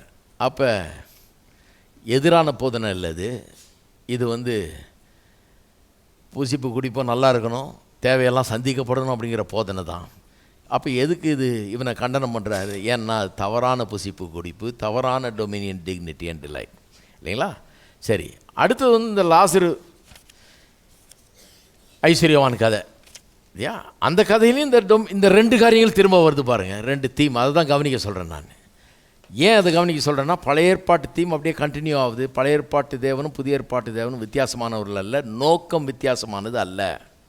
அந்த நோக்கமே தான் இங்கேயும் இருக்குதுன்றதை காண்பிக்க விரும்புகிறேன். ஐஸ்வர்யவான் ஒருவன் இருந்தான், அப்படி தான் ஆரம்பிக்குது கதை. ஆரம்பிக்கிறது எப்படி ஆரம்பிக்கிறது? ஐஸ்வர்யவான் ஒருவன் இருந்தானா. இவன் எப்படிப்பட்ட ஒரு ஐஸ்வர்யவான்? ரத்தாமரும் விலையேறப்பெற்ற வஸ்திரம் தரித்து அனுதினமும் கம்பீரமாய் வாழ்ந்து கொண்டிருந்தான். ஓஹோன்னு இருக்கிறான். உடனே நிறைய பேருக்கு பார்த்தீங்களா, அதுதான் கர்த்தருக்கு பிடிக்கல. நல்லா ஓஹோன்னு இருக்கிறான். ரத்தாமரம் ட்ரெஸ் என்ன விலை தெரியுமா, ஷர்ட் என்ன விலை தெரியுமா, பேண்ட் என்ன விலை தெரியுமா, இப்படி போயிடுவாங்க நிறைய பேர். அதுதான் பிரச்சனையாக்கும். அதனால தான் கர்த்தர் அவனை போட்டு நரகத்துக்கு அனுப்பிச்சிட்டாராக்கும். கிடையாது. எதுக்கு நரகத்துக்கு போனான்? லாஸ்தருன்னு பேர் கொண்ட ஒரு ஏழையும் இருந்தான். அவன் வீட்டு வாசலில் கிடந்து இவன் மேஜையிலேருந்து விழுகிற துணிக்கைகளை சாப்பிட்றவனாக இருந்தான், பிச்சைக்காரனாக இருந்தான். ரெண்டு பேரும் மறிக்கிறார்கள். ஒருத்தன் பரலோகம் போகிறான், ஒருத்தன் நரகம் போகிறான். பணக்காரன் நரகம் போகிறான், ஏழை பரலோகம் போகிறான். பணக்காரனாக இருந்ததுனாலே அவன் நரகம் போயிட்டானாக்குன்றது தான் நிறைய பேருடைய கருத்து. கிடையவே கிடையாது. ஏன்னா அங்கே போனவன் அங்கேருந்து கதறான் இல்லையா? இதை கவனிங்க, இதைத்தான் சொல்லாம விட்டு. போனவன் அங்கேருந்து கதறான், தண்ணியை கொண்டு வந்து விரலில் நினச்சி லாசரு என் வாயில் வைக்கட்டோன்றான். அவ்வளோ வேதனையாக இருக்குது, கொதிக்குதிங்க, தீயில கிடக்கிறேன் அப்படின்றான். அவர் சொல்கிறார், முடியாது, அதான் இங்கேயும் அங்கேயும் போக முடியாது, கடக்க முடியாது யாரும். அப்போ சொல்கிறான், எனக்கு வர 5 சகோதரர்கள் இருக்கிறார்கள், அவர்களும் இங்கே இந்த இடத்துக்கு வந்து தொலைச்சிடக்கூடாது, இது ரொம்ப வேதனையின் இடம், அவர்களுக்கு யாராவது போய் சொல்லணுமே, அவங்களும் என்ன மாதிரி தப்பு செஞ்சு இங்கே வந்துடக்கூடாதே அப்படிங்கிறான். அதனால் லாசரு அனுப்பிச்சிருன்னா இவன் மரித்தவன் உயிரோடு போனால் அவங்க இன்னும் நம்புவாங்க அவனை. ஆஹா ஓஹோன்னு அவனை வரவேற்று இவன் சொல்கிறத நம்புவாங்களாக்கும். அதனால் நீங்கள் முதல்ல லாசரு அனுப்பி வைங்கன்னு கேட்குறான் ஆபிரகாம்கிட்ட. அவர் சொல்கிறார், என்ன தெரியுமா பதில் சொல்கிறாரு? சொல்கிற பதிலை வாசித்து பாருங்கள், ஆச்சரியமான பதில். இதெல்லாம் யோசித்திருக்கவே மாட்டீங்க, என்ன அர்த்தம்னு யோசித்திருக்கவே மாட்டீங்க. 29ஆம் வசனம். ஆபிரகாம் அவனை நோக்கி, அவர்களுக்கு மோசேயும் தீர்க்கதரிசிகளும் உண்டு, அவர்களுக்கு அவர்கள் செவி கொடுக்கட்டும் என்றான். லாசரு அனுப்பிச்சி வைங்கயா, அவன் போய் சொல்லட்டும், இங்கே அவன் வந்துடக்கூடாதுன்னு சொன்னான். பதில் எப்படி வருது? அவர்களுக்கு மோசேயும் தீர்க்கதரிசிகளும் உண்டு. என்னைக்காவது யோசித்து பார்த்துருங்களேன், என்ன அர்த்தம்? ஏன் எப்படி சொல்கிறார் பதில்? மோசேயும் தீர்க்கதரிசிகளும் உண்டு. எல்லாருக்கும் தெரியும், மோசேயும் தீர்க்க தரிசனம்னா பொதுவாக பழைய ஏற்பாட்டை குறிக்கிற வார்த்தைகள். அது முதல் 5 புஸ்தகத்தில் மோசே எழுதினார்ன்றாங்க. அதனால் யூதர்கள் மத்தியிலே பேசப்படும் போது முதல் 5 பசங்களை குறிக்கும்போது மோசே அப்படின்னா மோசே என்ற எழுத்துக்கள், மீதி உள்ளதெல்லாம் தீர்க்க தரிசன புஸ்தகங்கள் அப்படிம்பாங்க. நிறைய தீர்க்க தரிசன புஸ்தகங்கள் அதில் வருது இல்லையா? சரி, மோசையும் தீர்க்க தரிசனம்ன்றது பழைய ஏற்பாட்டுன்னு அர்த்தம். அப்போ என்ன சொல்கிறாரு, பழைய ஏற்பாட்டு அவர்கள் கையில் இருக்குது. மோசே எழுதின அந்த முதல் 5 புஸ்தகங்களும் தீர்க்கதரிசியில் எழுதின மீதி புஸ்தகங்களும் எல்லாம் இருக்குது. அதை படிக்க சொல்லு. அதை படித்தாலும் இங்கே வரமாட்டேங்கிறான். ஏன் அப்படி சொன்னார்? அதை படித்தா எப்படி இங்கே வரமாட்டாங்க? அப்போ இவன் ஏன் அப்படி போனான்? இவன் ஏன் நரகத்துக்கு போனான்? ஏன்னா அந்த மோசே சொன்னதையும் தீர்க்கதரிசிகள் சொன்னதையும் சரியாக படித்து அதை சரியாக பின்பற்றலை. அவர்கள் என்ன சொன்னாங்க? உபாகமத்தில் என்ன இருக்குது? எல்லாம் பொருளாதார சட்ட திட்டங்கள் தான் நிறைஞ்சிருக்குதாங்க. காமிச்சேன் உங்களுக்கு இல்லையா? பொருளாதார சட்ட திட்டங்கள். எப்படி ஒரு எளியவனுக்கு கடன் கொடுக்கணும், எப்படி கடனை மன்னிக்கணும், அவன் இழந்து போன நிலத்தை எப்படி திரும்பி கொடுக்கணும் இத்தனை வருஷத்துக்கு ஒருக்க, இதெல்லாம் வருது பாருங்கள். பொருளாதார சட்டத்திற்கு நீங்கள் ஆட்சிட்டு நிறைய பேர் நினைக்கிறாங்க பொருளாதாரத்துக்கும் பைபிளுக்கு சம்மந்தமே இல்லைன்னு. உபாகமத்தில் பார்த்தீங்கன்னா பொருளாதாரத்தை பற்றி அவ்வளோ நிறைய வருது. அதை காட்டிலும் அதிகமாக லூக்கா எழுதின சுவிசேஷத்தில் வருது. இயேசு எல்லாருமே சொல்கிறாங்க, இயேசு பொருளாதாரத்தை பற்றி தான் ரொம்ப அதிகமாக பேசுகிறார். அது ஏன் பேசுகிறாருன்னா பொருளாதாரத்துக்கும் நித்திய வாழ்வுக்கும் பெரிய கனெக்ஷன் இருக்குது. பொருளாதாரத்தில் எப்படி இருக்கிறோமோ, அதை எப்படி அணுகிறோமோ, அதில் எந்த புத்தியோடு நினைக்கிறோமோ எண்ணுகிறோமோ, அது நம்முடைய நித்திய வாழ்வையே நிர்ணயிக்கக்கூடியதாக இருக்கிறதுங்கிறதுனால தான் இயேசு பொருளாதாரத்தை பற்றி நிறைய பேசுகிறார். ஏன்னா பொருளாதாரத்துக்கு நீங்கள் பொருளாதாரத்தை எப்படி அப்ரோச் பண்ணுறீங்கன்றது ரொம்ப முக்கியம். ஏனென்றால் அது என்னத்தை காட்டுகிறது? நீங்கள் ஆவிக்குரியவனா இல்லையாங்கிறது அது காட்டுகிறது. ரெண்டுத்துக்கு பெரிய கனெக்ஷன் இருக்குது. இருக்கீங்களா? அப்போ அவன் எதுக்கு எப்படி நரகத்துக்கு போனான்ட்டு என்ன சொல்கிறார்? மோசையும் தீர்க்கதரிசியும் உண்டு, அதை வாசிக்க சொல்லு. வாசித்தா ஒன்றை மாதிரி இங்கே வரமாட்டாங்களா? அப்படின்னா என்ன அர்த்தம்? நீ அதை வாசித்திருக்கிற, ஆனால் அதன்படி செய்யலை. உனக்கு தெரியும் என்ன சட்டத்திட்டங்கள் இருக்குது, எப்படி ஏழைகளுக்கு உதவணும், என்ன செய்யணும். எளியவன் ஒருவன் கூட உங்களிடத்தில் இல்லாதிருப்பானாகன்னு கர்த்தர் சொன்னார். அப்படிப்பட்ட ஒரு தரிசனத்தை வச்சுருந்தார். அதெல்லாம் நீ ஃபாலோ பண்ணல. ஒரு பணக்காரனாக இருந்துக்கிட்டு செய்ய வேண்டியதை சரியாக செய்யலை. உனக்கு கர்த்தர் கொடுத்த நல்ல ஆசீர்வாதங்களை வச்சு எப்படி வாழணுமோ அப்படி நீ வாழலை. வாழாதனால மோசேயும் தீர்க்க தரிசனங்கள் சொன்னது. மோசே சொல்கிறார் உபாகமத்தில், தீர்க்கதரிசிகள்லாம் என்ன சொல்கிறாங்க? ஆமோஸ் போன்ற தீர்க்கதரிசிகள்லாம் அப்படி தவறான விதத்தில் ஐஸ்வர்யத்தை சம்பாதிக்கிறதும் செலவழிக்கிறதும் தவறுங்கிறத சுட்டி காட்டுறாங்க. அக்கிரமக்காரில் வழங்கினாங்க. பணம் நிறையா வந்தோன்னா அக்கிரமம் நிறைய தலை தூக்குது. அதை தான் கண்டிக்கிறார். கடவுளுடைய ஆசீர்வாதத்தை அக்கிரமம் பண்ணுறதுக்கு பயன்படுத்துகிறாங்க. அதை தான் கண்டிக்கிறார்.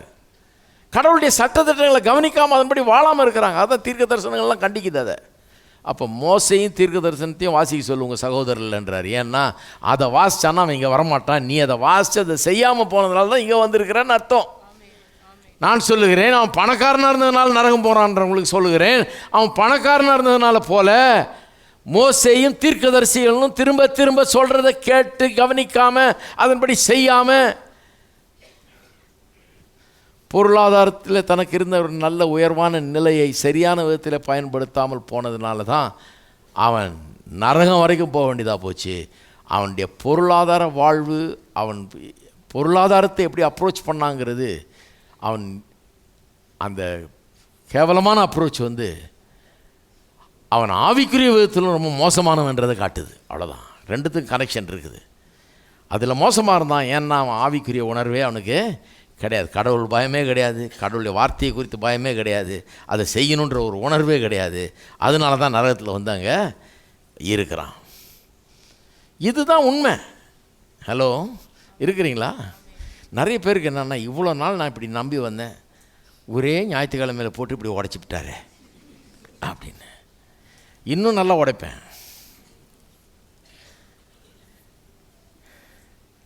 இதெல்லாம் உடைக்க வேண்டிய ஒரு காரியங்கள். இதுதான் உண்மை. பணக்காரனாக இருந்ததுனால அவன் நரகம் போல, கர்த்தருடைய வார்த்தை பொருளாதாரத்தை குறித்து சொன்ன காரியங்களை கவனிக்காமல் அதன்படி வாழாமல் பொருளாதார சட்டத்திட்டங்களை கடைபிடிக்காமல் கடந்தான் பாருங்க. லாசருங்கிறவன் ஒருத்தர் பிச்சை எடுத்துகிட்டு இருக்கான். அவன் வாசல்லையே பேரை சொல்லி கூப்பிடுற அளவுக்கு அவனை தெரியுது. பரலோகத்தில் அவன் இருக்கிறத பார்த்துட்டு இங்கேருந்து பேர் சொல்லி சொல்கிறான். லாசருவை பார்த்துட்டு, லாசருவை அனுப்புங்கன்னு. அவ்வளோ நல்லா தெரியுது. போகிற வழியில் வர வழியெல்லாம் பார்க்குறான். அவன் சொந்த இனத்தை சேர்ந்தவன், அவனுடைய யூத இனத்தையே சேர்ந்தவன், அவன் வாசல்லே கிடக்கிறான். அவனுடைய கம்யூனிட்டியை சமுதாயத்தை சேர்ந்தவன், எல்லாம் சேர்ந்தவன். ஒரு நாள் அவனுக்கு ஒரு தட்டில் சாப்பாடு போட்டு கொடுத்ததா அங்கே கிடையவே கிடையாது. டேபிள்லேருந்து தப்பி தவறி விழுந்தால் தான் இவன் சாப்பிட்ணும், அந்த நிலையில் இருக்குது. அப்போ அவனுக்கு பழைய ஏற்பாடு விளங்கலைன்னு அர்த்தம். மோசேயும் விளங்கலை, தீர்க்கதரிசிகளும் விளங்கலை. ஏழைகள் மீது எந்த விதமான இரக்கமும் கிடையாது. தனக்கு இருக்கிற அந்த நல்வாழ்வை மற்றவர்களோடு பகிர்ந்து கொள்வோங்கிறத உணர்வே கிடையாது. கர்த்தருடைய சட்டத்திட்டங்களை கடைபிடிக்கணுங்கிற ஒரு அந்த உணர்வே கிடையாது. கர்த்தருடைய தரிசனம் என்ன, ஒருவனையாளையாக இருக்கக்கூடாதுன்னா அதை பின்பற்றுவோம், அதன்படி செய்வோன்ற அந்த ஒரு இதே கிடையாது. அதனால தான் அவன் நரகத்துக்கு போனான். அவன் மேஜையில் உட்காந்து அருமையாக சாப்பிட்டானா, ரத்தாம்பரம் உடுத்தினானா, எப்படி வாழ்ந்தான்னு சொல்லியிருக்கு பாருங்க. வார்த்தைகள்லாம் ரொம்ப அருமையாக. ரத்தாம்பரம் விலையேறப்பட்ட வஸ்திரம் தரித்து அனுதினமும் சம்பிரமமாய் வாழ்ந்தான். தடபுடலாக வாழ்ந்துருக்கிறான். சிம்பிள் தமிழில் தடபுடலாக வாழ்ந்தது தப்பா? அதனால் கர்த்தருக்கு கோவமா? இருக்க முடியாது. ஏன்னா அவர் எவ்வளோ தடபுடலாக வாழ்கிறாருன்னு பாருங்கள். வெளிப்படுத்தல் 20ஆம் அதிகாரத்திலாம் வாசித்து பாருங்கள். கடைசி 2 அதிகாரம் வாசித்து பாருங்கள். அவர் வீடு எவ்வளோ தடபுடலாக இருக்குது, பரலோகம் எப்படி தடபுடலாக இருக்குது, அவர் எப்படி வாழ்கிறாருன்றது கொஞ்சம் பாருங்கள். அவர் ஒன்றும் உங்கள் தடபுடலில் பார்த்துட்டு அசந்து போய் என்ன இப்படி வாழலாமா இவன் போடு தலையிலே அவன் 2 அப்படின்னு சொல்கிறது கிடையாது. அந்த மாதிரி ஒரு அற்பத்தனம் உள்ளவர் இல்லை அவர். அவ்வளோ பெரிய ராஜாதி ராஜா அவர் தடபுடலாக வாழ்ந்துட்டுருக்காரு. நீங்களும் ஓரளவுக்கு தடபுடலாக வாழ்ந்தால் தான் அவருக்கு சந்தோஷமாக இருக்கும். நீங்கள் கஷ்டப்பட்டீங்கன்னா அவர் மன வேதனைப்படுவார்னு தான் நான் நினைக்கிறேன். சிலருக்கு புத்தியே கெட்டு போயிருக்கு பாருங்கள். கர்த்தர் கஷ்டப்படுறவனை பார்த்து ஆஹா என்ன ஆவிக்குரியவன் அப்படின்னு நினைப்பாருன்றன்னு நினச்சிட்டு இருக்கிறாங்க. கிடையவே கிடையாது. அப்போ அவன் தடபுடலாக வாழ்ந்தது ஒன்றும் பிரச்சனை கிடையாது. ஆனால் அப்படி வாழ்ந்து கொண்டிருந்தவன் கடவுள் ஐஸ்வர்யவான்களுக்காக வைத்திருக்கிற சில பிரமாணங்கள் இருக்குது. மோசேயும் தீர்க்கதரிசியும் போதிச்சாங்களே, அதை கடைபிடிக்கவே இல்லைங்கிறது தான் பிரச்சனை. அதன்படி செய்யவே இல்லைன்றது தான் பிரச்சனை. அதனால தான் நரகம் போனான். சகோதரில் செய்ய சொல்ல அவங்க வரமாட்டாங்கன்றார். அவ்வளோதான் விஷயமே. அங்கே இருக்கீங்களா? சரி, இப்போ அடுத்த ஓமைக்கு போவோம். 3வது ஓமைக்கு போவோம். அப்போ அதுலேயும் அங்கே 2 காரியம் வந்துடுது இல்லையா? அது டொமினியன் வந்துடுது. அவன் அனுபவித்தது டொமினியனா, டிக்னிட்டியா, டிலைட்டா? கிடையாது. அது wrong Dominion, wrong dignity, wrong delight. தவறான விதத்தில் அனுபவிக்கிறான். அதை நல்லா வாழ்ந்தான், ஆனால் தவறான விதத்தில் அனுபவிக்கிறான். சரியான விதத்தில் அனுபவிக்கல. அதுதான் அங்கே பிரச்சனை.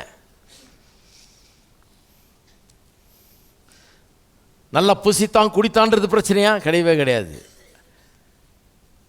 ஆனால் அந்த புசிப்பும் குடிப்பும் தவறான புசிப்பு குடிப்பு. தான் மட்டும் புசிச்சு குடித்தா போதும், அவன் பிச்சை எடுத்தா நமக்கு என்ன, அவன் பசிச்சு கிடந்தா ஒன்று நமக்கு என்ன அப்படிங்கிற அப்படிப்பட்ட ஒரு புசிப்பு குடிப்பு. அதனால தான் நரகம். எல்லாம் சைலண்ட் ஆகிட்டீங்க. இருக்கீங்களா? போயிட்டீங்களா? இடி போட்டா மாதிரி போட்டாருன்னு நினைக்காதீங்க. நல்லா யோசித்து பாருங்கள். இதுதான் உண்மை. அடுத்தது திரும்பவும் 16ஆம் அதிகாரத்துக்கு. 16ஆம் அதிகாரத்தில் லூக்காவில் தானே இருக்கும். லூக்காலியே 1ஆம் வசனம் பாருங்கள். பின்னும் அவர் தம்முடைய சீஷர்களை நோக்கி, ஐஸ்வர்யவானாகிய ஒரு மனுஷனுக்கு ஒரு உக்ரானக்காரன் இருந்தான். உக்ரானக்காரனா மேனேஜர், ஒரு பெரிய பணக்காரன். அவனுக்கு ஒரு மேனேஜர். அவன் தன் எஜமானுடைய ஆஸ்தியில் அழித்து போடுகிறதாக எஜமானுக்கு அறிவிக்கப்பட்டது. இந்த ஊமை தான் வேதத்திலே ரொம்ப கஷ்டமான ஊமை அப்படிங்கிறாங்க. ஏன் கஷ்டன்றது தெரியும் கொஞ்சம் நேரத்தில். தன்னுடைய எஜமானுடைய சொத்துக்களெல்லாம் அழிக்கிறான். இவன் ஆஸ்தியெல்லாம் அழிக்கிறான். ஏதோ பிஸ்னஸில் கோல்மால் பண்ணுறான். யாருக்காக வேலை செய்கிறானோ அவனுடைய ஆஸ்தியை அழிக்கிற வேலையில் அவன் இறங்கியிருக்கான். அப்பொழுது எஜமான் அவனை வரவழைத்து, உன்னை குறித்து நான் இப்பொழுது கேள்விப்படுகிறது என்ன, உன் உக்ரான கணக்கை ஒப்புவி, அக்கௌண்ட்டெல்லாம் கொண்டாந்து ஒப்புவி, சப்மிட் பண்ணுன்றார். இனி நீ உக்ரானக்காரனாக இருக்கக்கூடாது என்றான். போச்சு, வேலை போச்சு. வேலையிலேருந்து உன்னை காலி பண்ணுறேன், முதல்ல கொண்டாந்து கணக்கெல்லாம் ஒப்பு வச்சுட்டு போங்கிறார். அப்பொழுது உக்ரானக்காரன் ஒரு பெரிய கிரைசிஸ் பாருங்கள். இப்போ வேலை போயிடுது, அவ்வளோதான், முடிஞ்சது கதை. கணக்கை கொடுக்கணும், போயிட்டே இருக்கணும். இப்போ என்ன பண்ணுறதுன்னு அவனுக்கு ஐயோ அப்பான்னு திணறான் பாருங்கள். அப்பொழுது உக்ரானக்காரன், நான் என்ன செய்வேன், என் எஜமான் உக்ரான விசாரிப்பிலிருந்து என்னை தள்ளி போடுகிறானே, மேனேஜர் வேலை போயிடுதே, கொத்துகிறதுக்கு எனக்கு பலன் இல்லை, கடினமாக உழைக்க முடியாது, மேஜையில் உட்காந்து பழகியாச்சு, சும்மா ஏமாற்றி சாப்பிட்டே பழகியாச்சு, கொத்துகிறதுக்கு எனக்கு பலன் இல்லை, இறக்கவும் வெட்கப்படுகிறேன். இறக்கவும்னா சாகிறதுக்கு இல்லை, பிச்சை எடுக்கிறத பற்றி சொல்லியிருக்கீங்க. இறக்கவும்னா பிச்சை எடுக்கிறத பற்றி சொல்லி, போய் மம்பட்டி எடுத்து எதையும் நோண்டி கீண்டி வேலையும் செய்ய முடியாது, பிச்சை எடுக்கவும் முடியாது, ரொம்ப கேவலமாக போயிடும். என்ன பண்ணுறது? அப்படிப்பட்ட ஒரு சூழ்நிலையில் அவனுக்கு ஒரு யோசனை உண்டாது. சொல்லுகிறான், உக்கிரான விசாரிப்பை விட்டு நான் தள்ளப்படும் போது என்னை தங்கள் வீடுகளில் ஏற்றுக்கொள்வார் உண்டாகும்படி செய்ய வேண்டியது இன்னதென்று எனக்கு தெரிய வந்தது என்று தனக்குள்ளே சொல்லிக்கொண்டு திடீர்னு கண்ணு திறக்குது பாருங்க. இவ்வளவு நாள் இவனும் அந்த இவனை மாதிரி தான், தனக்காகவே பொக்கிஷங்களை சேர்த்து வைக்கிறான் பாருங்க. அவனை மாதிரி தான் இவனும் இருந்தான், சகைவு மாதிரி தான் இவன் இருந்தான், மற்ற இந்த அக்கிரமகார பணக்காரனில் போல தான் இவனும் இருந்தான். தனக்காகவே வாழ்கிறது, தனக்காகவே பொக்கிஷங்களை தான் வேலையை கவனிக்கிறது, தான் நல்லா இருந்தால் போதும், மற்றவனை அடித்து நொறுக்கி கசக்கி புழிஞ்சு கூட தான் வாழ்கிறது. இதுதான் அவன் பொழப்பு பாருங்கள். அப்படி தான் இருந்தான். திடீர்னு அவனுக்கு ஒரு தெளிவு உண்டாகிறது. வேலை போகுதில்லை, தெளிவு உண்டாகும். சிலருக்கு பட்டா தான் தெரியணுவாங்க, சிலருக்கு தெளிவு நம்ம பிரசங்கம் பண்ணால் வராது. கோயிலில் போய் பிரசங்கம் கேட்டால் வரவே வராது. தெளிவு எப்போ வரும்? எல்லாத்தையும் இழந்து ஒன்றும் இல்லாமல் போகிற நிலை எல்லாத்தையும் சிலருக்கு தெளிவு வரும். அதனால் கர்த்தர் நல்ல காலம் அவனை ஒன்றும் இல்லாமல் ஆக்குனார். ஏன்னா சில காரியங்கள் அவனை காண்பிக்கணும். இல்லை கர்த்தர் நல்ல டீச்சரு, சும்மா ஒழுங்காக போய் வசனத்தை கேட்டிருந்தாலே விளங்கியிருக்கும். கர்த்தர் ஒன்றும் சரி, அந்த காலத்தில் சொல்லுவாங்க பாருங்கள், அடித்து சொல்லித்தாங்க. பெற்றோருக்கு போய் ஸ்கூலில் விட்டு நல்லா டீச்சருக்கு சொல்லிட்டு வருவாங்க. கணக்கில் இவன் ரொம்ப புவர், 4 போடுங்க அப்போ நல்லா விளங்கும். அது எப்படி விளங்கும்? பெரம்பு வச்சு 4 போட்டால் விளங்கிடுமா? விளங்குனதும் விளங்காது. அப்புறம் அவன் கணக்குனாலே எதிராளி ஆகிடுவான், அவன் கணக்குனாலே வெறுக்க ஆரம்பிச்சிடுவான். இதெல்லாம் தெரியாமல் அந்த காலத்தில் போடுங்க போடுங்கன்னு சொல்லி அவங்களும் போடுன்னு போட நிறைய பேர் அதனாலே ஹைஸ்கூல் கூட பாஸ் பண்ண முடியாமல் போச்சு. அடிக்கிறதுனால ஒன்றும் விளங்கிடாது. கத்தருக்கு தெரியாதுன்னு நினைக்கிறீங்களா? இதை சில நினைக்கிறான், கத்தர் அடிப்பது நல்லதியா, சில காரியங்கள் விளங்கும். ஐயோ, அடித்து தான் விளங்க வைக்கணும்னா அப்புறம் நம்ம இருக்கவே மாட்டோம், எல்லா எலும்புகளும் உடஞ்சிரும். ஒரு கூடையில் தான் அள்ளணும் நம்மளை. ஏன்னா நிறைய விளங்க வேண்டியது இருக்குது. ஒன்றையும் அடித்து தான் விளக்கணுன்னா அப்புறம் என்ன ஆகுறது பாருங்கள். அது கத்தர் அடித்தாருன்னா என்ன ஆகுறது? சர்வ வல்லவர் அவர். அதனால் அப்படிப்பட்ட போதகர் இல்லை அவர், அழகாக போதிக்கிறவர் அவர். ஆவியானவரை கொண்டு அற்புதமாக நடத்துகிறார். அதனால் கவனிக்கணும், கவனிச்சே கற்றுக்கணும். நெருப்பு சுடும் கையை வைக்காதன்றாங்க. நான் நம்பினேன் அந்த காலத்தில், சுடு வாங்காமலே நம்பிட்டேன். சுடுன்னு தெரியுது, மீன் பொரிக்கிறத பார்த்தாலே தெரியுது நம்ம கையை பொரிச்சிடும் அதுன்னு. அது பக்கத்துலேயே போகிறதில்ல, நான் கையை வைக்கிறதே கிடையாது. சிலருக்கு அதில் போய் கையை வச்சு தான் தெரியணும் அவங்களுக்கு. அப்படிப்பட்ட ஆசாமி இருக்கிறாங்க சிலர். கத்தர் அப்படி போதிக்கிறாருன்னு இல்லை, சிலர் அப்படி தான் கற்றுக்கிறாங்க. இவன் அப்படிப்பட்ட ஒரு ஆள் கோயிலுக்கெல்லாம் போயிட்டு தான் இருந்திருப்பான்னு நினைக்கிறேன். ஆனால் ஒன்றும் விளங்கலை, போட்டு ரூட் அடிச்சிக்கிட்டு இருக்கிறான் எஜமான போட்டு. அவருடைய ஆஸ்தியெல்லாம் அழிக்கிற வேலையில் இருக்கிறான். வேலை போயிடுதுன்ன உடனே திடீர்னு கண்ணு திறக்கப்படுது. வாழ்க்கைனா என்னன்னு யோசிக்க ஆரம்பிக்கிறான் பாருங்கள். அவன் சொல்கிறான், என்னை உக்கிரான விசாரிப்பை விட்டு நான் தள்ளப்படும் போது என்னை தங்கள் வீடுகளில் ஏற்றுக்கொள்வார் உண்டாகும்படி செய்ய வேண்டியது இன்னதென்று எனக்கு தெரிய வந்தது. நான் இங்கேருந்து போன பிறகு, வேலையெல்லாம் போன பிறகு, என்னை தங்களுடைய வீடுகளில் ஏற்றுக்கொள்வார் உண்டாகும்படி நான் என்ன செய்யணும் அப்படிங்கிறது எனக்கு இப்போ விளங்குகிறது. வா, கண்ணு திறந்துருச்சு. பார்க்குறான், தனக்காகவே வாழ்ந்தான். நாளைக்கு நம்மளை யாரும் சட்டை பண்ண மாட்டான். பார்த்துருக்கீங்களா? சிலர் ரொம்ப அதிகாரத்தில் இருப்பாங்க, ரொம்ப மேன்மையான பதவியில் இருப்பாங்க, ஐஸ்வர்யமாக இருப்பாங்க. எவனை பற்றியும் கேர் பண்ணுறது கிடையாது. ஒரு பெரிய டம்பம், ஒரு பெரிய திமிரோட கர்வத்தோடு வாழ்வாங்க. எவனை பற்றியும் கேர் பண்ணாமல், யாருடைய உதவி அவங்களுக்கு தேவையில்லை, எல்லாருடைய உதவி இவங்களுக்கு தேவை, இவருடைய உதவி எல்லாருக்கும் தேவைங்கிற நிலையில் இருக்கும்போது ஆளை வித்தியாசமாக இருப்பாங்க. ஆனால் அவங்க ரிட்டையர் பண்ண அடுத்த நாள் பாருங்கள், ஒரு ஈக்காக கூட மதிக்காது சில நேரத்தில். அவங்கள ஊரெல்லாம் சலாம் போட்டிருப்பானுங்க. ஆனால் ரிட்டையர் ஆனோன்னு ஒருத்தவங்க கூட சலாம் போட மாட்டான். ஏன்னா அவ்வளோ மோசமான ஆளாக இருந்திருக்கிறாங்க. பதவியில் இருக்கும்போது அவ்வளோ ஒரு மோசமான ஆளாக இருந்து எல்லாரையும் கெடுத்து, எல்லாரையும் குட்டிச்சவராக்கி, எவனையும் மதிக்காமல், யாரை பற்றியும் கேர் பண்ணாமல், யாருக்கும் எந்த உதவியும் செய்தது கிடையாது. அப்படிப்பட்ட ஒரு வாழ்க்கை. அதனால் எவரும் பக்கத்தில் கூட வரமாட்டார்கள், இல்லைங்களா? யாரும் பக்கத்தில் கூட, அவன் தனக்குள்ளே சொல்லி கொண்டாண்டு பாருங்க. அந்த மாதிரி கதை தான் இது. தனியாக வாழ வேண்டியது தான். மனைவி பிள்ளை கூட இருக்குமான்னு தெரியாது. ஏன்னா அப்படிப்பட்ட கடினமான ஆள். ஆனால் அதே நேரத்தில் ஒரு நல்ல மனுஷன், நல்ல பதவியிலிருந்து, நல்ல உயர்வான நிலையிலிருந்து, நல்ல வசதியோடு இருந்து, அந்த நேரத்தில் அவர் அந்த பதவியும் வசதியும் பயன்படுத்தி நிறைய பேருக்கு உதவி செய்கிறாருன்னு வைங்க. அந்த ஆள் ரிட்டையர் ஆகும்போது பாருங்கள் ஒரு வித்தியாசமாக இருக்கும். அடுத்த நாள் பார்த்தாலும் கை கட்டி நிற்பான் அவன். ஏன்னா அவர் மேலே ஒரு மரியாதை, நல்ல மனுஷன். நான் பார்த்துருக்கேன் எத்தனையோ பேர் அவர் வேலையில் என்ன தாங்க அவர் தாங்க சேர்த்து விட்டார் என்ன வேலையில், எல்லா உதவியும் செய்வார், அவர்கிட்ட போகிற யாருக்கும் இல்லைன்னு சொல்ல மாட்டார், நல்ல உதவி செய்வார், நல்ல உதவுகிற டைப்பு. அவர் வேலையில் இல்லைன்னா இவனுக்கு என்ன, அவர் மதிக்கிறான், அவரை கனம் பண்ணுகிறான், அவர் மேலே ஒரு பெரிய மரியாதை இருக்குது. வேலை நிமித்தம் பதவி நிமித்தம் இல்லை, அவர்கிட்ட இருக்கிற காசு நிமித்தம் இல்லை, ஒரு நல்ல மனுஷன்ற நிமித்தம் ஒரு உறவு உண்டாயிடுச்சாங்க, ஒரு லிங்க் உண்டாயிடுச்சு, மதிக்கிறாங்க. அதெல்லாம் உணர்றான் பாருங்க. அதெல்லாம் கேர் பண்ணாதவன் இவன். இப்போ உணர்றான், நான் என்ன செய்யணும்னு புரிஞ்சுக்கிட்டேன், மற்றவர்கள் வீடு கதவை திறந்து என்ன உள்ள வான்னு சொல்கிற அளவுக்கு நான் ஆயிடணும் அப்படின்னு சொல்லி திட்டம் போட்டு இவர் வேலையை செய்கிறான். தெரிய வந்தது என்று தனக்குள்ளே சொல்லி கொண்டு என்ன பிளான் பாருங்கள். தன் எஜமானிடத்தில் கடன்பட்டவர்களை ஒவ்வொருவனாக வரவழைத்து முதலாவது வந்தவனை நோக்கி, நீ என் எஜமானிடத்தில் பட்ட கடன் எவ்வளவு என்றான்.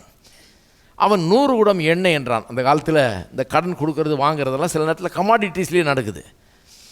கடன் கொடுக்குறாங்க, அவன் ரீபேமெண்ட் வெறும் காசில் மட்டும் இல்லை, இப்போ ப்ராடக்ட்லேயும் இருக்கலாம், ஏதாவது பொருள் கொடுக்குறதுலையும் இருக்கலாம். 100 குடம் எண்ணெய் நான் தரேன், அப்புறம் எண்ணெய் வியாபாரம் இருப்பானோ இல்லை எண்ணெய் உற்பத்தி பண்ணுறவனா இருப்பானோ என்னன்னு தெரியல. 100 குடம் எண்ணெய் தரேன்னு சொல்லியிருக்கேன், அவருக்கு கடனாக வாங்கியிருக்கேன், அவர்கிட்ட நான் ரீபே பண்ணணும், 100 குடம் எண்ணெய் பாக்கி அப்படின்றான். இவன் சொல்கிறான், அவனை நோக்கி உன் சீட்டை வாங்கி உட்கார்ந்து 50 என்று சீக்கிரமாக எழுதுன்றான். 100 பாக்கின்றான் அவன், 50 எழுதியா சீக்கிரம் அப்படின்றான். பின்பு அவன் வேறொருவன் நோக்கி, நீ பட்ட கடன் எவ்வளவு என்றான். அவன் 100 கலம் கோதுமை என்றான். அப்பொழுது அவன், நீ உன் சீட்டை வாங்கி 80 என்று எழுதுனான். முதல் வந்தவனுக்கு 50% டிஸ்கவுண்ட் கொடுத்துட்டார் ஐயா.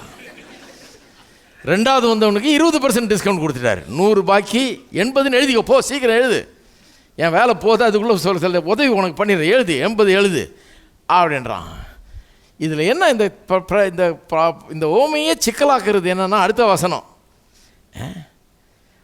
அநீதியுள்ள உக்கிரகணக்காரன், 8ஆம் வசனம், அநீதியுள்ள உக்கிரானக்காரன், இந்த மேனேஜர், அன்ஜஸ்ட் மேனேஜர், இந்த குரூக்கட் கரப்ட் மேனேஜர் புத்தியாய் செய்தான் என்று எஜமான் கண்டு அவனை மெச்சி கொண்டான். என்ன இது? இப்போ நான் எஜமானா இருக்கேன், எனக்கு ஒருத்தன் வேலை செய்கிறான், என்னையே அவன் கட்ரோட்டு வேலை பண்ணுறான்னு வைங்க,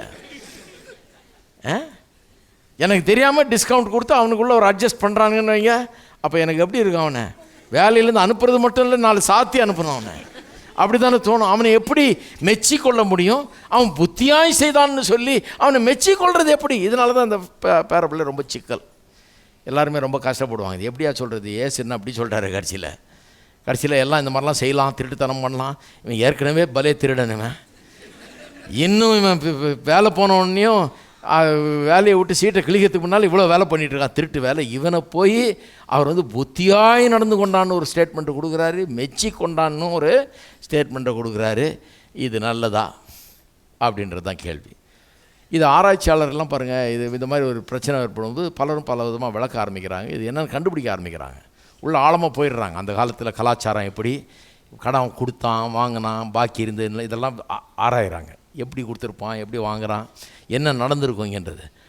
அப்படிப்பட்டவர்கள் இதை படிச்சுட்டு சொல்கிறாங்க, இந்த மேனேஜருங்க, அந்த காலத்தில் உள்ள மேனேஜர்கள், இந்த கடன் கொடுக்குறவங்ககிட்ட வேலை செய்கிற மேனேஜர்கள், கடன் கொடுத்து கடனை கலெக்ட் பண்ணுறது தான் அவங்க வேலை. அந்த ஆஃபீஸை மேனேஜ் பண்ணுறாங்க, கடன் கொடுக்குறது தான் பிஸ்னஸ், அவங்களுக்கு கலெக்ட் பண்ணுறது தான் பிஸ்னஸ்ஸு. அது பண்ணும்போது இந்த மேனேஜருக்கு என்ன பண்ணுவாங்கலாம், எஜமானுடைய காசை கடனாக கொடுக்கறது மட்டும் இல்லாமல் கொஞ்சம் தான் காசையும் சேர்த்து சைடில் ஒரு சின்ன பிஸ்னஸ் ஓட்டிகிட்டு இருக்கிறதுங்க. நம்ம நாட்டிலே நடக்குது. இது ரொம்ப சகஜன்றாங்க. ஜனங்க மாறவே இல்லை பாருங்கள், இன்னும் அப்படியே தான். அவங்க தாத்தா, அவங்க பேர பசங்கள்லாம் இருக்கிறாங்க, சென்னையில் கூட இருக்கிறாங்க. இந்த மேனேஜருடைய பேர பசங்கள்லாம் சைடில் ஒரு தனி பிஸ்னஸ் போயிட்டுருக்கு.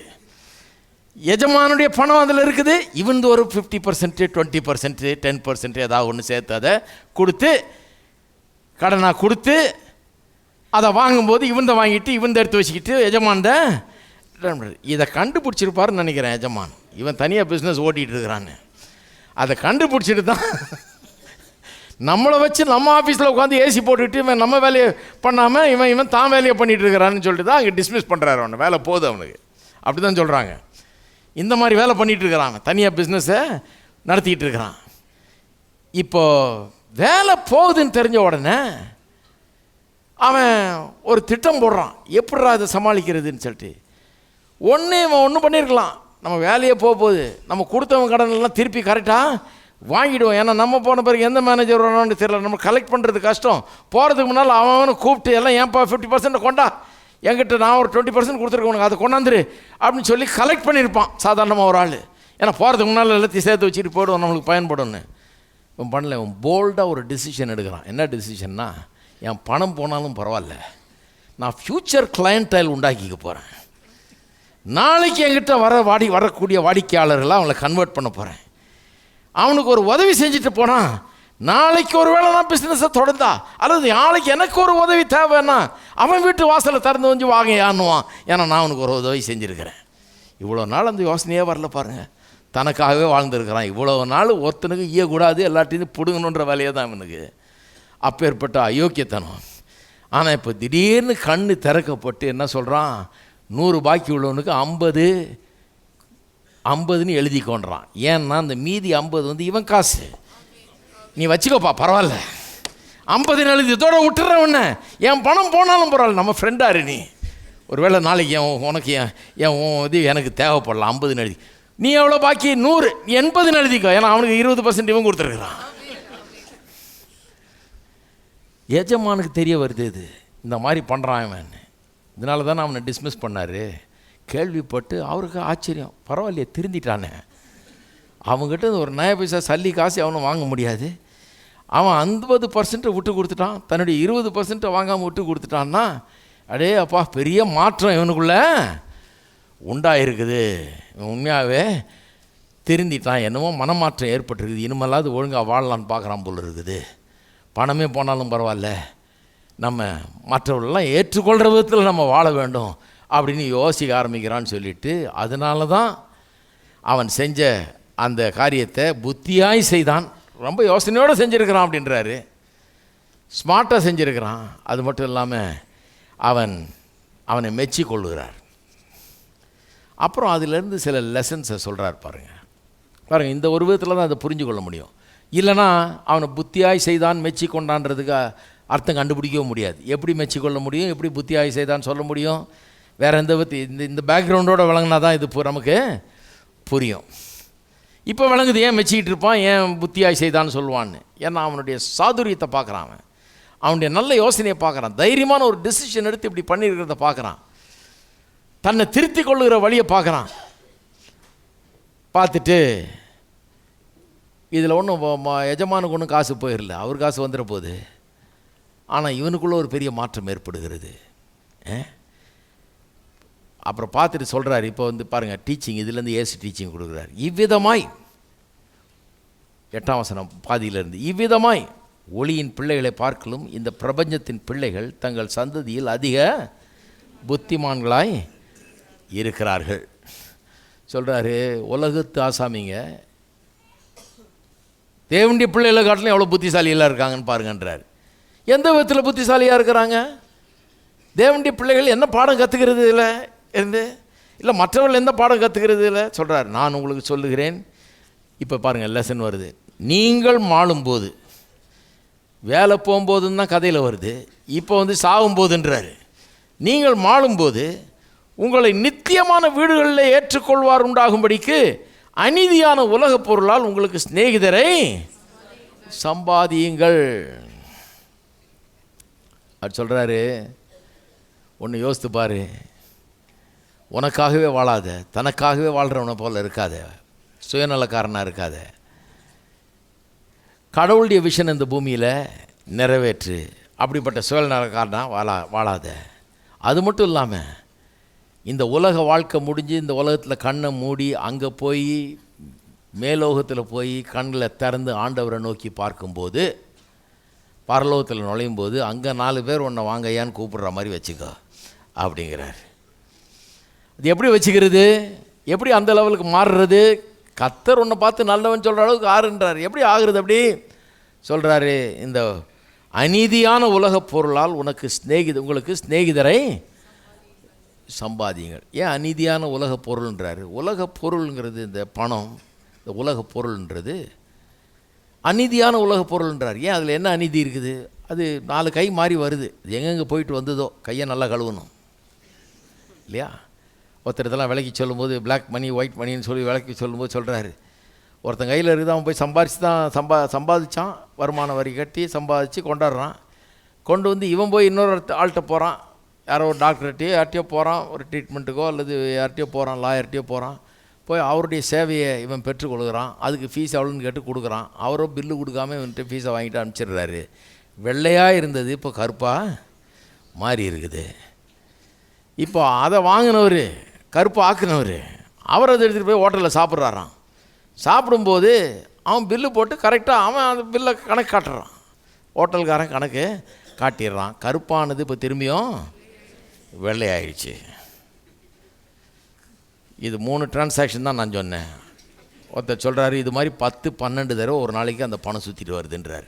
அதனால் கையில் இருக்கும்போது கவனிங்க கொஞ்சம், அதை எங்கே போயிட்டு வந்துருக்குதோ அது வெள்ளையாகி கருப்பாகி கருப்பு வெள்ளையாகி வெள்ளை கருப்பாகி இப்படியே மாறி மாறி மாறி மாறி உங்கள் கையில் வந்துருக்குது. நிறைய அழுக்கெல்லாம் ஒட்டி இருக்குது அதில். அதுதான் இங்கே சொல்லியிருக்குது, அநீதியான உலக பொருள் இப்போ உங்கள் கையில் வந்திருக்குது. நீங்கள் அதை அப்படி சம்பாதிங்கன்னு சொல்லலை, அநீதியாக சம்பாதிங்கன்னு வேதம் சொல்லலை.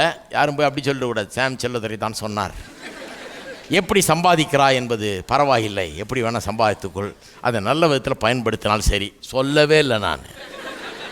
ஹலோ, சொல்லவே இல்லை சார், நல்ல தெளிவாக சொல்லிடுறேன். சொல்லவே இல்லை. பைபிளும் அதை சொல்கிறதில்ல, நானும் அதை சொல்கிறதில்ல. சம்பாதிக்கிறதும் ஒழுங்காக சம்பாதிக்கணும், அதை வச்சு செய்கிறதையும் ஒழுங்காக செய்யணும் தான் சொல்கிறான். ஆனால் வேதம் எப்படி சொல்லுது, இந்த அநீதியான உலக பொருளை பல விதத்தில் இது அங்கங்கே சுற்றிட்டு வந்திருக்கலாம். அது உங்கள் கையில் வந்திருக்கு. உங்கள் கையில் வந்த மட்டும் அதை என்ன பண்ணணும்? இப்போ அதுக்கு பொறுப்பாளி ஆகிட்டீங்க நீங்கள், விசுவாசியாக இருக்கிற நீங்கள். அதை வைத்து என்ன செய்ய சொல்கிறாரு கர்த்தர், அதை செய்யணும். கர்த்தருடைய சித்தத்தை நிறைவேற்றணும், அவருடைய நோக்கத்தை நிறைவேற்றணுங்கிறது தான் இப்படி இங்கே சொல்லப்பட்டிருக்கிறது. அது சொல்லிட்டு சொல்கிறாரு, டீச்சிங் கண்டினியூ ஆகுது பாருங்கள். கொஞ்சத்தில் உண்மை உள்ளவன் அநேகத்திலும் உண்மை உள்ளவனாய் இருக்கிறான். கொஞ்சத்தில் அநீதி உள்ளவன் அநேகத்தில் அநீதி உள்ளவனாக இருக்கிறான். அப்போ பாருங்கள், சகேயு சொல்கிறான், யார்கிட்டயா அதிகமாக வாங்கியிருந்தான்னா, வரியை அதிகமாக வசூலிச்சிருந்தான்னா, அவன் வசூலிச்சுட்டு வந்தவன் தான் சொல்கிறான், நாளத்தனையாக திருப்பி தந்துடுறேன், ஏழைகளுக்கு என்னுடைய ஆஸ்தியில் பாதியை தந்துடுறேன் அப்படின்னா. அப்போ மீதி எங்கே? இயேசு சொன்னார், எல்லாத்தையும் விற்று ஏழைகளுக்கு கொடுத்துட்டு வந்து என்னை பின்பற்றி, இல்லைன்னா வரவே முடியாதுன்ட்டார் இன்னொருத்தங்கிட்ட. இவனுக்கு மட்டும் சொல்ல பாருங்கள். அவன் சொல்கிறான், நாளத்தனையே தந்துடுறேன், அநியாயமாக வாங்கியிருந்தேன்னா என்னுடைய ஆஸ்தியில் பாதியை ஏழைகளுக்கு நான் கொடுத்துட்றேன். என் கேள்வி என்னன்னா, பாதி சரிப்பா, மீதி எங்கே? அதை நீ வச்சுக்கலாமா? இயேசு அதோட பின்பற்றலாமா? நீ இயேசு ஏன் அதை பற்றி கவலைப்படல? ஒருத்தர் கேட்குறாரு, எல்லாத்தையும் வித்துட்டு வான்னார், அவனை வரலன்னா நீ வரவே முடியாதுன்ட்டார, இவனை மட்டும் ஏன் விட்டாரு? இவனை மட்டும் இல்லை, நிறைய பேரை விட்டுருக்காரு. எவ்வளோ ஐஸ்வர்யவான்கள் இயேசுவை பின்பற்றினாங்க, ஐஸ்வர்யமுள்ள ஸ்திரீகள் பின்பற்றினாங்க இயேசுவன் இருக்குது. அரிமத்தைய ஊரானாகி யோசேப்பு என்கிற கல்லறையில் அடக்கம் பண்ணான், அவன் ஒரு ஐஸ்வர்யவான். அவனை இயேசுவை பின்பற்றினவங்க தான். அவங்க மட்டும் எல்லாத்தையும் எப்படி வச்சுருந்தாங்க? ஐஸ்வர்யவானாக இருந்தாங்க. இவனை மட்டும் ஏன் விட்டார்? ஜகேயுவை பாதியை வச்சுக்கிட்டு மீதியெல்லாம் கொடுத்தானா, அவனை எப்படி விட்டார்? எப்படி விட்டார்னா, அவன் என்னைக்கு பாக்கெட்டில் கை விட்டு இருக்கிறதெல்லாம் எடுத்து நாளத்தனையாக ரிட்டர்ன் பண்ணானோ, லஞ்சம் வாங்கினதெல்லாம், அப்புறம் ஆஸ்தியில் பாதி எடுத்து ஏழைகளுக்கு அன்றைக்கெல்லாம் கொடுத்தானோ, அன்னைக்குள்ளேயே அவனுக்குள்ளே ஒரு பெரிய ஒரு மறுமலர்ச்சி வந்து விட்டது. அவன் ஆள் மாறிட்டான், வித்தியாசமானவனாக மாறிட்டான், உள்ள சுத்தமாக மாறிட்டான். இப்போ இந்த மீதியை பற்றி நம்ம கவலைப்பட வேண்டியதே இல்லை. ஏன்னா மீதியும் நியாயமான விதத்தில் தான் செலவழிப்பாங்க. இதை எப்படி செஞ்சானோ அதே மாதிரி தான் மீதியும் செய்வான். ஏன்னா ஆள் வித்தியாசமான ஆளாக மாறிட்டான், இனிமேல் கவலை கிடையாது. அதனால தான் நான் சொல்கிறேன், உங்கள் கையில் இருக்கிறது எவ்வளோன்றதை பற்றி ஆண்டவர் கவலைப்படுறது இல்லை. ஏன்னா ஆள் ரைட்டாக இருந்தால் உங்கள் கையில் இருக்கிறதும் ரைட்டாக செலவழிக்கப்படும். அதுதான் அங்கே பாயிண்ட்டு. ஆள் கரெக்டாக இருக்கணும், ஆள் நல்ல புத்தி உள்ளவனாக இருக்கணும், ஆள் சரியான நீதி உள்ளவனாக இருக்கணும், ஆள் நியாயம் உள்ளவனாக இருக்கணும், ஆள் தேவனுடைய வார்த்தையின்படி செய்கிறவனாக இருக்கணும், கர்த்தருக்கு பாய்ந்தவனாக இருக்கணும். அவன்கிட்ட இருக்கிறது தப்பே கிடையாது. ஏன்னா அவன் தப்பான விஷயத்தை செய்ய மாட்டான். அவன்கிட்ட எவ்வளோ இருந்தாலும் அதை வச்சு என்ன பண்ணுவான்? நல்ல காரியங்களை தான் செய்வான். நிறைய பேருக்கு இது புரியுறதே இல்லை பாருங்கள். நிறைய இருந்தால் இருக்கிறதே தப்பாக்கும், இருந்தாலே கெட்டு போயிடுவானாக்கும், இருக்கவே கூடாதுன்றாராக்கும் கர்த்தர்ன்றாங்க. கிடையவே கிடையாது. கர்த்தர் அப்படிலாம் போதிக்கிறதே கிடையாது. அவர் ஒன்றும் ஒரு கொடூரர் கிடையாது. உங்கள் அப்பா நிறையா வச்சுக்கிட்டு உங்களை ஒரு நாய பைசா கூட ஒன்று இருக்கக்கூடாது. டெய்லி வா ஒரு 50 ரூபா தர்றேன், சாப்பிட்டுட்டு போ அப்படின்னாருனா எப்படி இருக்கும் உங்களுக்கு? அப்படி சொல்ல நம்ம கர்த்தர் எல்லாவற்றையும் தர்றார். He does not withhold any good thing from us. வேத வசனத்தில் ஒரு நன்மையை நமக்கு விலைக்கு வைக்கிறவரே கிடையாது, எல்லாத்தையும் தாராளமாக. ஆனால் அதை தவறான விதத்தில் பயன்படுத்தி தவறாக வாழ்கிறது தப்பு. அதைத்தான் வேதவசனம் கண்டிக்கிறது. தவறான விதத்தில் டொமினியன், டிக்னிட்டி அண்ட் டிலைட் அனுபவிப்பது தப்பு. தவறான விதத்தில் புசித்து குடிப்பது தப்பு. சரியான புசிப்பு குடிப்பு ரைட், இயேசுவே பண்ணார். சரியான Dominion, dignity and delight correct, இயேசுவே காமிச்சார் அதை. அதனால தான் 5 அப்பம் 2 மீனை வச்சு 5000 பேருக்கு போச்சு, 12 கூட மீந்தது. திராட்சை ரசத்தை 6 கற்சாடிகள் நிரப்பினார், கால் கழுவுற கற்சாடியில். பேதுருடைய மீன் படகை நிரப்பி படகே அமுழ்கிற அளவுக்கு போட்டு மீனால் நிரப்பினார். ஏன்னா நிறைய இருக்கிறதுன்றது பிரச்சனை கிடையாது. ஆள் கரெக்டாக இருந்தால் நிறைய இருக்கிறதுனால ஒன்றும் தப்பே கிடையாது. தான் சொல்லிடுது, கொஞ்சத்தில் உண்மை உள்ளவன் அநேகத்திலும் உண்மை உள்ளவனாய் இருக்கிறான், கொஞ்சத்தில் அநீதி உள்ளவன் அநேகத்திலும் அநீதி உள்ளவனாய் இருக்கிறான். இப்போ கவனிங்க, ஏன்னா கர்த்தர் நம்மளை இங்கே எப்படி இருக்கிறோன்னு பார்க்குறாரு, எப்படி உண்மையாக இருக்கிறோன்னு பார்க்குறாரு. ஏன்னா அநேகத்துக்கு எஜமானலாம் நம்ம மாற்ற போகிறாராம் சொல்லியிருக்குது. இப்போ கவனிங்க, அநீதியான உலக பொருளை பற்றி 11, நீங்கள் உண்மையாக இராவிட்டால் யார் உங்களை நம்பி உங்களிடத்தில் மெய்யான பொருளை ஒப்புவிப்பார்கள்? ஒரு சாதாரண இந்த காசு பண விஷயத்தில் அவ்வளோ நல்லா கரெக்டாக நடந்து கொள்ளாத ஆள்கிட்ட எப்படி தேவனுடைய ராஜ்யத்துக்கு அடுத்த நல்ல காரியங்களை அவனிடத்தில் ஒப்படைப்பது, தேவனுடைய தரிசனத்தை எப்படி அவன்கிட்ட ஒப்படைப்பது, தேவனுடைய காரியங்களை செய்ய சொல்லி அவனுக்கு எப்படி பொறுப்பு கொடுப்பது, அவனை எப்படி அழைப்பது, அவனை எப்படி அனுப்புவது, அவனை வச்சு அப்படியே ஒரு காரியத்தை செய்கிறது. ஒரு 1000 ரூபா கொடுத்தா அதில் ஒரு 500 ரூபா அடிக்கிறான்னா, ஹலோ, இவனை வச்சு என்ன பண்ணுறது? மேனேஜராக ஏரியான்னா அங்கே சைடில் ஓட்டிகிட்டு இருக்கிறான் பிஸ்னஸ்ஸு. இவனை வச்சு ஒன்றும் பண்ணவே முடியாது. கர்த்தருக்கு இப்படிப்பட்ட ஆளுங்களை வச்சு ஒன்றும் பண்ணவே முடியாது. கொஞ்சத்தில் உண்மையாக இருந்தால் அதிகத்திலும் உண்மையாக இருப்போம். உலக பொருள்களை பற்றி உண்மையாயிராவிட்டால் யார் உங்களை நம்பி மெய்யான பொருளை ஒப்புவிப்பார்கள்? அதான் அங்கே பாயிண்ட்டை பாருங்கள். வேறொருடைய காரியத்தில் 12, நீங்கள் உண்மையாயிராவிட்டால், உண்மை உள்ளவர்களாயிராவிட்டால் உங்களுக்கு யாதொன்றை சொந்தமாய் கொடுப்பவன் யார்? ரொம்ப முக்கியமான பாயிண்ட்டுங்க. வேறொரு பொருளை நல்லா வச்சுக்கலன்னா உங்களுக்கு சொந்த பொருளை நீங்கள் எப்படி நல்லா வச்சுக்குவீங்க? நிறைய பேர் பார்த்துருக்கீங்களா, வேற ஒருத்தன் பொருள்னா அதை வேறு மாதிரி ட்ரீட் பண்ணுவாங்க.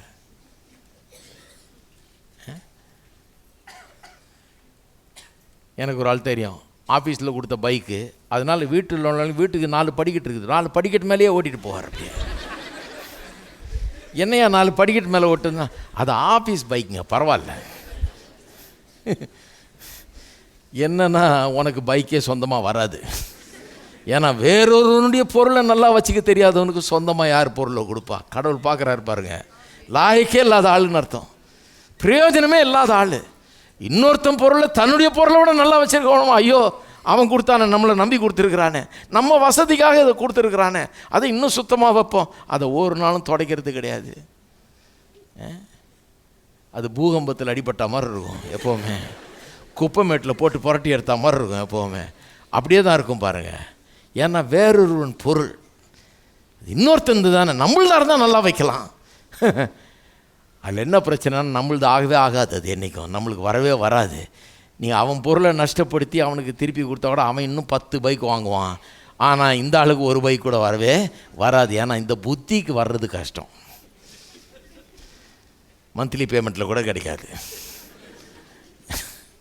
ஹலோ, எவ்வளோ பெரிய பாயிண்ட்டை பைபிள் சொல்லுது பாருங்கள். பொருளாதார நடவடிக்கை முக்கியம் இல்லைன்னு மட்டும் என்கிட்ட சொல்லாதீங்க, ரொம்ப முக்கியம்.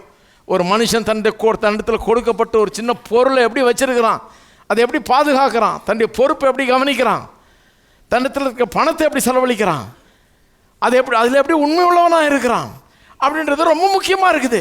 ஏன்னா கடவுள் அப்படிப்பட்ட ஒரு ஆளுக்காக பார்த்துட்டு இருக்காரு. ஏன்னா இதை விட பெரிய பொறுப்புகளை கொடுக்கும்படியாக அவனுக்காக திட்டம் போட்டு வச்சிருக்கிறார் கர்த்தர். இப்படி தான் வேதவசனம் போதிக்குது பாருங்கள். அப்போ பொருளாதார வாழ்க்கை, ஒரு மனுஷனுடைய பொருளாதார நடவடிக்கை அவன் எவ்வளவு ஆவிக்குரியவன் அல்லது எவ்வளவு ஆவிக்குரியவன் அல்ல உலகத்தான்றதை காட்டுகிறது. இந்த பைக்கை எப்படி பண்ணுறவன் ரொம்ப உலகத்தான், அவன் ஆவிக்குரியவனே கிடையாது. இன்னொருத்தன் பொருளை துச்சமாக மதிக்கிறவன் ஒரு உலகத்தான்னு கேவலமானவன். அவன் தேவன் அறியாதவன் கூட அப்படி பண்ண மாட்டான், அதை காட்டிலும் கேவலமானவன். அதை ரொம்ப பூ போல வச்சு பாதுகாத்து நல்லா வச்சிருக்கிறவன் அவன் ஆவிக்குரிய விஷயத்துலேயும் அவன் நல்லவனாக இருப்பான். ஏன்னா ஒரு கடவுள் பயம் இருக்குது, நியாயமாக நடந்துக்கணும்னு ஒரு எண்ணம் இருக்குது அப்படின்றது விளங்குதாங்க இல்லையா? சரி, இதை முடிப்போம். அடுத்தது 13. எந்த ஊழியக்காரனும் 2 எஜமான்களுக்கு ஊழியம் செய்யக்கூடாது. ஒருவனை பகைத்து மற்றவர்களை சேவிப்பான், அல்லது ஒருவனை பற்றி கொண்டு மற்றவனை அசட்டை பண்ணுவான். தேவனுக்கும் உலக பொருளுக்கும் ஊழியம் செய்ய உங்களாலே கூடாது. 2 எஜமான்றது தேவனுக்கும் உலக பொருளுக்கும் ஊழியம் செய்யக்கூடாதுன்னு அப்படின்னா என்ன அர்த்தம்? அதை சேவிக்க முடியாது, வணங்க முடியாது, அதுக்காக வாழ முடியாது. ஒன்று தேவனுக்காக வாழணும், இல்லை உலக பொருளுக்காக வாழணும். இவன் உலக பொருளுக்காகவே வாழ்ந்து வந்தவன். யார்? இந்த எஜமான், இந்த அநீதியுள்ள உக்ரானக்காரன் உலக பொருளுக்காக வாழ்ந்து வந்தான். அதனால தான் சைடில் பிஸ்னஸ் ஓட்டிகிட்டு இருக்கிறான். உலக பொருளுக்காகவே வாழ்கிறது. உலக பொருள் இருக்கிறது தப்பு இல்லை, ஆனால் உலக பொருளுக்காக வாழ்கிறது தப்பு. உலக பொருள் நம்மக்கிட்ட இருக்கிறது தப்பு இல்லை, அந்த உலக பொருள் நம்மை ஆளுவது தப்பு. நான் அதை பொசஸ் பண்ணுறது தப்பு இல்லை, அது என்ன பொசஸ் பண்ணுறது தப்பு. என்கிட்ட அது இருக்கிறது தப்பு இல்லை, எனக்கு அது இருக்கிறது தப்பு இல்லை, நான் அதற்கு அடிமையாகிறது தப்பு, அதுக்கு சேவை பண்ணுகிறது தப்பு, அதை வணங்குவது தப்பு. அதுதான் இங்கே சொல்ல வர்றாரு. 2 எஜமான் யார்? ஒருத்தர் தேவன், இன்னொன்று உலக பொருள். யார் உங்கள் எஜமான்? பொருளாதார வாழ்க்கையை பார்த்தாலே சொல்லிடலாம் யார் எஜமான். கடவுள்னு ஒருத்தரை வச்சுக்கிறாங்க, அவருடைய ஓரம் கட்டிடுறாங்க. ஆனால் வாழ்க்கையை பார்த்தீங்கன்னா தெரிஞ்சிடும் யார் எஜமான். எஜமான் யார்? நிறைய பேருக்கு பார்த்தீங்கன்னா உலக பொருள் தான் எஜமானாக இருக்கும். கடவுள்லேருந்து அங்கே ஓரமாக உட்கார வச்சுருக்காங்க. அவர் ஞாயிற்றுக்கிழமை தோறும் கொண்டாந்து முன்னால் வச்சு ஹலோ அப்படின்றது ஒரு வணக்கம் போட்டுறது, 2 பாட்டு பாடி அவருக்கு ஆள் இல்லையா போயிட்டாங்க அப்படிருங்க. திங்கள் டு செவ்வாய் வந்துடுது, நாங்கள் தான் மல்லு கொடுக்கணும், இங்கே ஓரம் போங்க நீங்கள், நாங்கள் பார்த்துக்கிறோம் அப்படின்ற இறங்குற ஆள்கள் தான் நிறையா. உலக பொருளுக்கும் தேவனுக்கும் ஒரு ஊழியம் செய்ய முடியாது. ஒன்றை வெறுப்பான், ஒன்றை பயப்பான், இன்னொன்றை நேசிப்பான். இப்படி தான் ஆகிடும். 2த்துக்கும் லாயல்ட்டி காட்ட முடியாது. இதை வச்சு என்னென்ன சொல்கிறாங்கன்றீங்க? இந்த வசனத்தை வச்சு எனக்கு அந்த காலத்தில் ஞாபகம் இருக்குது. சிலர்லாம் வேலை செஞ்சுட்டே ஊழியம் செஞ்சுட்டு இருந்தாங்க. அந்த ஆளுகளை பார்த்து நீ வேலை செய்கிறாய், அதை ஊழியம் செய்யக்கூடாது. எங்கேயா சொல்லியிருக்குன்னா பைபிளில் இதை சொல்லியிருக்கு. 2 எஜமானுக்கு ஊழியம் செய்யக்கூடாது. அந்த 2 எஜமான யார்? உலக பொருள் தேவன். கவர்மெண்ட் வேலையும் ஊழியம் இல்லை கம்பெனி வேலையும் ஊழியமும் இல்லை. இவங்க அப்படி வியாக்கியானம் பண்ணுறது. இதை உலக பொருளுக்கும் தேவனுக்கும் ஊழியம் செய்ய முடியாதுன்னு தான் இங்கே சொல்லியிருக்குது. வேலை செஞ்சுட்டு ஊழியம் செய்யக்கூடாதுன்னு சொல்லவே இல்லை. எவ்வளோ பேரை டிஸ்கரேஜ் பண்ணியிருக்காங்க. வேலை செஞ்சுட்டு நீ ஊழியம் அவன் ஊழியம் செய்கிறவனே போதும்னு ஆயிடுச்சு. அவனுக்கு டிஸ்கரேஜ் பண்ணி விட்டுருவாங்க. தவறு. உலக பொருளுக்கும் தேவனுக்கும் ஊழியம் செய்ய முடியாது. அதுதான் இங்கே சொல்ல வர்றார். சொல்லிவிட்டு இது இப்போ பாருங்கள், இவைகளெல்லாம் 14 இவைகளெல்லாம் பொருளாசைக்காரராகிய பரிசேயரும் கேட்டு அவரை பரியாசம் பண்ணினார்கள். என்ன க்ளோசிங் பாருங்கள், என்ன அற்புதமான போதனையை கொடுக்குறாரு. என்ன மாதிரி கதை, என்ன மாதிரி டீச்சிங் இந்த கதையிலிருந்து பொருளாசையை பற்றி. பொருளாசைக்காரராகிய பரிசேயர் பரியாசம் பண்ணினார்களாம். அதை பார்த்து பரியாசம் பண்ணுறதுக்குன்னு ஒரு குரூப் இருக்குது. எல்லா கூட்டத்துலேயும் பாருங்கள், ஒரு 4 பேர் பரியாசம் பண்ணுற ஆளுகள் இப்போ தான் செய்வாங்க. எதையாவது ஒன்று, ஏதாவது ஒரு பாயிண்ட் எடுத்துக்கிறது, அதை எடுத்துக்கிட்டு பெருசாக தெரிஞ்ச மாதிரி பேசுகிறது. நான் ஒரு தடவை பாருங்கள், இந்த ரிப்பெண்ட்ன்ற வார்த்தையை பற்றி சொன்னேன். அதாவது ரிப்பெண்ட்னா அந்த வார்த்தையில் என்ன இருக்குது? ரீ அண்ட் பென்ட் 2 வார்த்தைகள் வருது. ரீனா அகெயின், பென்ட்னா மேலே டாப். அப்போ ரிப்பெண்ட்ன்ற வார்த்தை இங்கிலீஷ் வார்த்தை. ஒரு மனுஷன் ரட்சிக்கப்படும் போது என்ன நடக்குது? கீழே கிடக்கிறாம பாவம் அவனை கீழே தள்ளி ஒன்றும் இல்லாமாக்கியிருக்கு, அவனை மேலே கொண்டு வருது. கீழே கிடக்கிறவனே நீ மேலே வாண்டுற மாதிரி இருக்குது ரிப்பெண்ட்ன்றது. அப்படிங்கிறத நான் விலைக்கு சொன்னேன். அதை விளக்குறதுக்கு முன்னால் இன்னொரு காரியமும் சொன்னேன். ரிப்பென்ட்ன்ற வார்த்தை கிரேக்க மொழியிலையும் எபிரேய மொழியிலேருந்தும் வரும்போது பழைய ஏற்பாட்டிலையும் புதிய ஏற்பாட்டிலும் பயன்படுத்தப்படுகிறது. அதனுடைய அர்த்தம் வந்து டேர்ன் அரவுண்டு. இப்படி போயிட்டுருக்கோம், ஒருத்தன் திடீர்னு இப்படி போயிட்டுருக்கிறான், திடீர்னு உணர்கிறான் தான் தவறு செய்து விட்டதாக. இது தவறான வழி, நான் போகிறது தப்பு. ஆகவே மனதில் ஒரு திருப்பம் ஏற்படுகிறது. இல்லை, நான் சரியான பாதையில் போகிறேன், இது தவறான வழி, இதில் போக மாட்டேன்னு சொல்லி மனம் திரும்புகிறான். திரும்பி சரியான வேறு பாதையில் போகிறான். அதுதான் உண்மையான அர்த்தம், மூல பாஷையிலேருந்து வர்ற அர்த்தம். அதை சொல்லிட்டு தான் சொல்கிறேன். எனக்கு தெரியும் கிரேக்க மொழியில் என்ன சொல்லியிருக்குன்னு, மனம் திரும்புதுன்னா என்னன்னு தெரியும். இருந்தாலும் இங்கிலீஷில் வர்ற வார்த்தையை பாருங்கள், இது எவ்வளோ அழகாக சில காரியங்களை நம்ம காட்டுதுன்னு சொல்லி இதை சொன்னால், அதை வச்சுக்கிட்டு 4 பேர் ரிப்பென்ட்ன்ற வார்த்தைக்கு இவருக்கு அர்த்தம் தெரியவில்லை. இவருக்கு கிரேக்க மொழி தெரியுமா, இவருக்கு எபிரேய மொழி, இவங்க பெரிய ஸ்காலர் பாருங்க. எப்படி சொல்லலாம், பைபிளில் எப்படியா சொல்லியிருக்குது. அதாவது என்ன தப்பா, ரட்சிப்புங்கிறது கீழே கிடக்கிறவன் மேலே வர்றான்றது தப்பு. அப்போ கீழே கிடக்கிறவன் இன்னும் பதாளத்துக்கு போவான்றது தான் கரெக்டா? எனக்கு என்ன விளங்கலைன்னா, கீழே கிடக்கிறவனை மேலவான்னு சொல்கிறதுனால உனக்கு ஏன் அவ்வளோ கோபம் வருது? ஏதோ கோளாறு சீரியஸாக இருக்குதுன்னு அர்த்தம். உனக்கு கீழே கிடக்கிறவன் மேலவான்றது தான் சுவிசேஷம். நான் மறுபடியும் சொல்லுகிறேன், மறுபடியும் சொல்கிறேன். ரிப்பென்ட்னா என்ன அர்த்தம்னு எனக்கு கிரேக்கிலையும் தெரியும், எபிரேய பாஷையிலையும் தெரியும், எல்லாம் தெரியும். ஆனால் இங்கிலீஷில் வர்ற அர்த்தத்தை கொஞ்சம் கவனிங்கன்ற, ரொம்ப இன்ட்ரெஸ்டிங்காக இருக்குன்ற. இதில் என்ன தப்பு இருக்குது? ரீனா அகெயின், பென்ட்னா மேலே, மறுபடியும் மேலே வா அப்படின்றார். இதில் என்ன தப்பு? இது நற்செய்தி ஐயா. அதாவது அந்த அந்த ரிப்பென்ட்டை பற்றி இங்கிலீஷ் வார்த்தையை வளர்க்குறதுக்கு முன்னால் கிரேக்க மொழியை சொல்கிறேன் நான். அதை கிளிப்பெல்லாம் போடுறாங்க பாருங்கள். அவங்க வந்து அதை விட்டுட்டாங்க. எதை? கிரேக்க மொழியை பற்றி நான் சொன்னதை விட்டுட்டு இந்த இங்கிலீஷ் அர்த்தத்தை சொன்னதை மட்டும் போட்டிருக்காங்க. ஒன்றும் இல்லை, ஒரு நிமிஷம் ரீவைண்ட் பண்ணாலே தெளிவாயிடும் மனசு. ஆனால் ரீவைண்ட் இவங்க பண்ண மாட்டாங்க, ஏன்னா மனம் இல்லை இவங்களுக்கு. அதுக்கு இவங்க மனம் திரும்பணும் முதல்ல. நான் ஒரு ஆள்கிட்ட சொன்னேன், கொஞ்சம் முழு பிரசங்கத்தை கேட்குறது தானே, அல்லது ஒரு நிமிஷம் முன்னாடி கேட்டினா தெரியும். நான் அதெல்லாம் விளக்கிட்டு தான் அப்புறம் இதை சொல்கிறேன். இங்கிலீஷில் ரொம்ப இன்ட்ரெஸ்டிங்காக வந்திருக்குன்னு சொல்கிறேன். இதில் என்ன தப்பு அப்படின்னா, அது எப்படி நீங்கள் அதை மட்டும் போடுவீங்க? நான் சொன்ன பார், உனக்காக போடல, நான் ஏன் பார்த்தேன் நீ?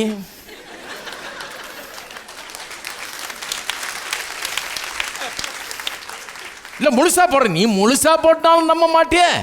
நான் 30 வருஷமாக பிரசங்கம் பண்ணால் அத்தனை வருஷம் போதனையே போட்டாலும் நம்பாத ஆள். உனக்கு என்ன நான் முழுசாக போடுறது? உனக்காக நான் போடல, தயவுசெய்து பார்க்காத. Don't watch it. ஆயிரக்கணக்கான மக்கள் உலகம் முழுக்கிறது கேட்டுட்டு இருக்கிறாங்க. அவங்க நான் சொல்கிற காரியங்களை எப்படி புரிஞ்சுக்கணுமோ புரிஞ்சுக்கிறாங்க. இன்றைக்கி ஒரு நாள் பிரசங்கத்தை ஒரு நிமிஷம் கேட்கல, அவங்க 1 மணி நேரம் உட்காந்து கேட்குறாங்க, அதுக்கு மேலேயும் கேட்குறாங்க. இத்தனை வருஷமாக கேட்டுட்டு இருக்காங்க, அவங்களுக்கு புரியும். ஏன் அப்படி சொல்கிறேன்னா, ஆள் மேலே வரணும்னு சொல்கிறது அவ்வளோ பெரிய தப்பா, பாவமா? மேலே வராமல் வேறு எங்கே போவாங்க? ரட்சிப்பு என்ன? கீழே கிடக்கிறவனை, அழிஞ்சு போனவனை, ஒன்றுக்கு உதவாதவனாக இருக்கிறவனை, தோல்வியில் கிடக்கிறவனை தூக்கி மேலே கொண்டு வருவது கடவுளுடைய கிருபை. அதான் ரட்சிப்பு.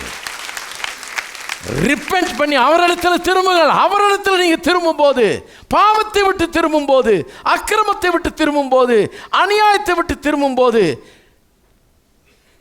கடவுளுடைய வழிகள் அல்லாத காரியங்களை விட்டு திரும்பும்போது நிச்சயமாக மேலே வர்றது தவிர வேறு வழியே கிடையாது. மேலே தான் வருவீர்கள், நன்றாக தான் இருப்பீர்கள். அதுதான் ரிப்பென்ட்டுடைய முடிவு. நம்ம எல்லாரும் எழுந்து நிற்போம். அடுத்த வாரம் தொடருவோம்.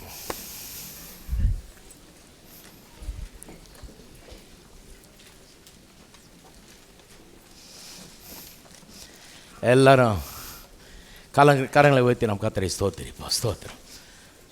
அன்பின் பிதாவே, உம்மை துதிக்கிறோம், ஸ்தோத்திரிக்கிறோம். இந்த காலை வேளையிலே இந்த பிரசன்னத்துக்காக உமக்கு ஸ்தோத்திரம், இந்த வார்த்தைகளுக்காக உமக்கு ஸ்தோத்திரம். தெளிவாக எங்கள் உள்ளங்களோடு பேசினபடியால் உமக்கு ஸ்தோத்திரம். இந்த காரியங்களை காணும்படியாக எங்கள் மனக்கண்களை திறந்தபடியால் உமக்கு ஸ்தோத்திரம். புரிந்து கொள்ளும்படிக்கு தேவரீர் கிருபை செய்வீராக. உண்மையான ஆளுகையும் அந்தஸ்தையும் மகிழ்வையும் எங்களுக்கு தரும்படியாக நீர் சித்தம் கொண்டிருக்கிறீர். அதுவே உம்முடைய சித்தம், உம்முடைய நோக்கம், உம்முடைய பிரியம். கர்த்தாவே, அது ஒவ்வொருடைய வாழ்க்கையில் உண்டாயிருக்கட்டும். சஞ்சலங்கள் நீங்கட்டும், கண்ணீர்கள் அவர்களை விட்டு நீங்கி போகட்டும், வருத்தங்கள் நீங்கட்டும், தாழ்வு, தாழ்ச்சி, வறுமை, இல்லாமை, பட்டினி நீங்கட்டும். குறைவு நீங்கட்டும். நிறைவு இயேசுவின் நாமத்திலே உண்டாகட்டும். உயர்வு உண்டாகட்டும். கீழே கிடக்கிறவர்கள் மேலே எழும்பட்டும். தேவ கிருபை அவர்களை தூக்கி எழுப்பட்டும். நல்ல ஒரு அந்தஸ்தான நிலைக்கு கொண்டு வரட்டும். மரியாதையான ஒரு நிலைக்கு கொண்டு வரட்டும்.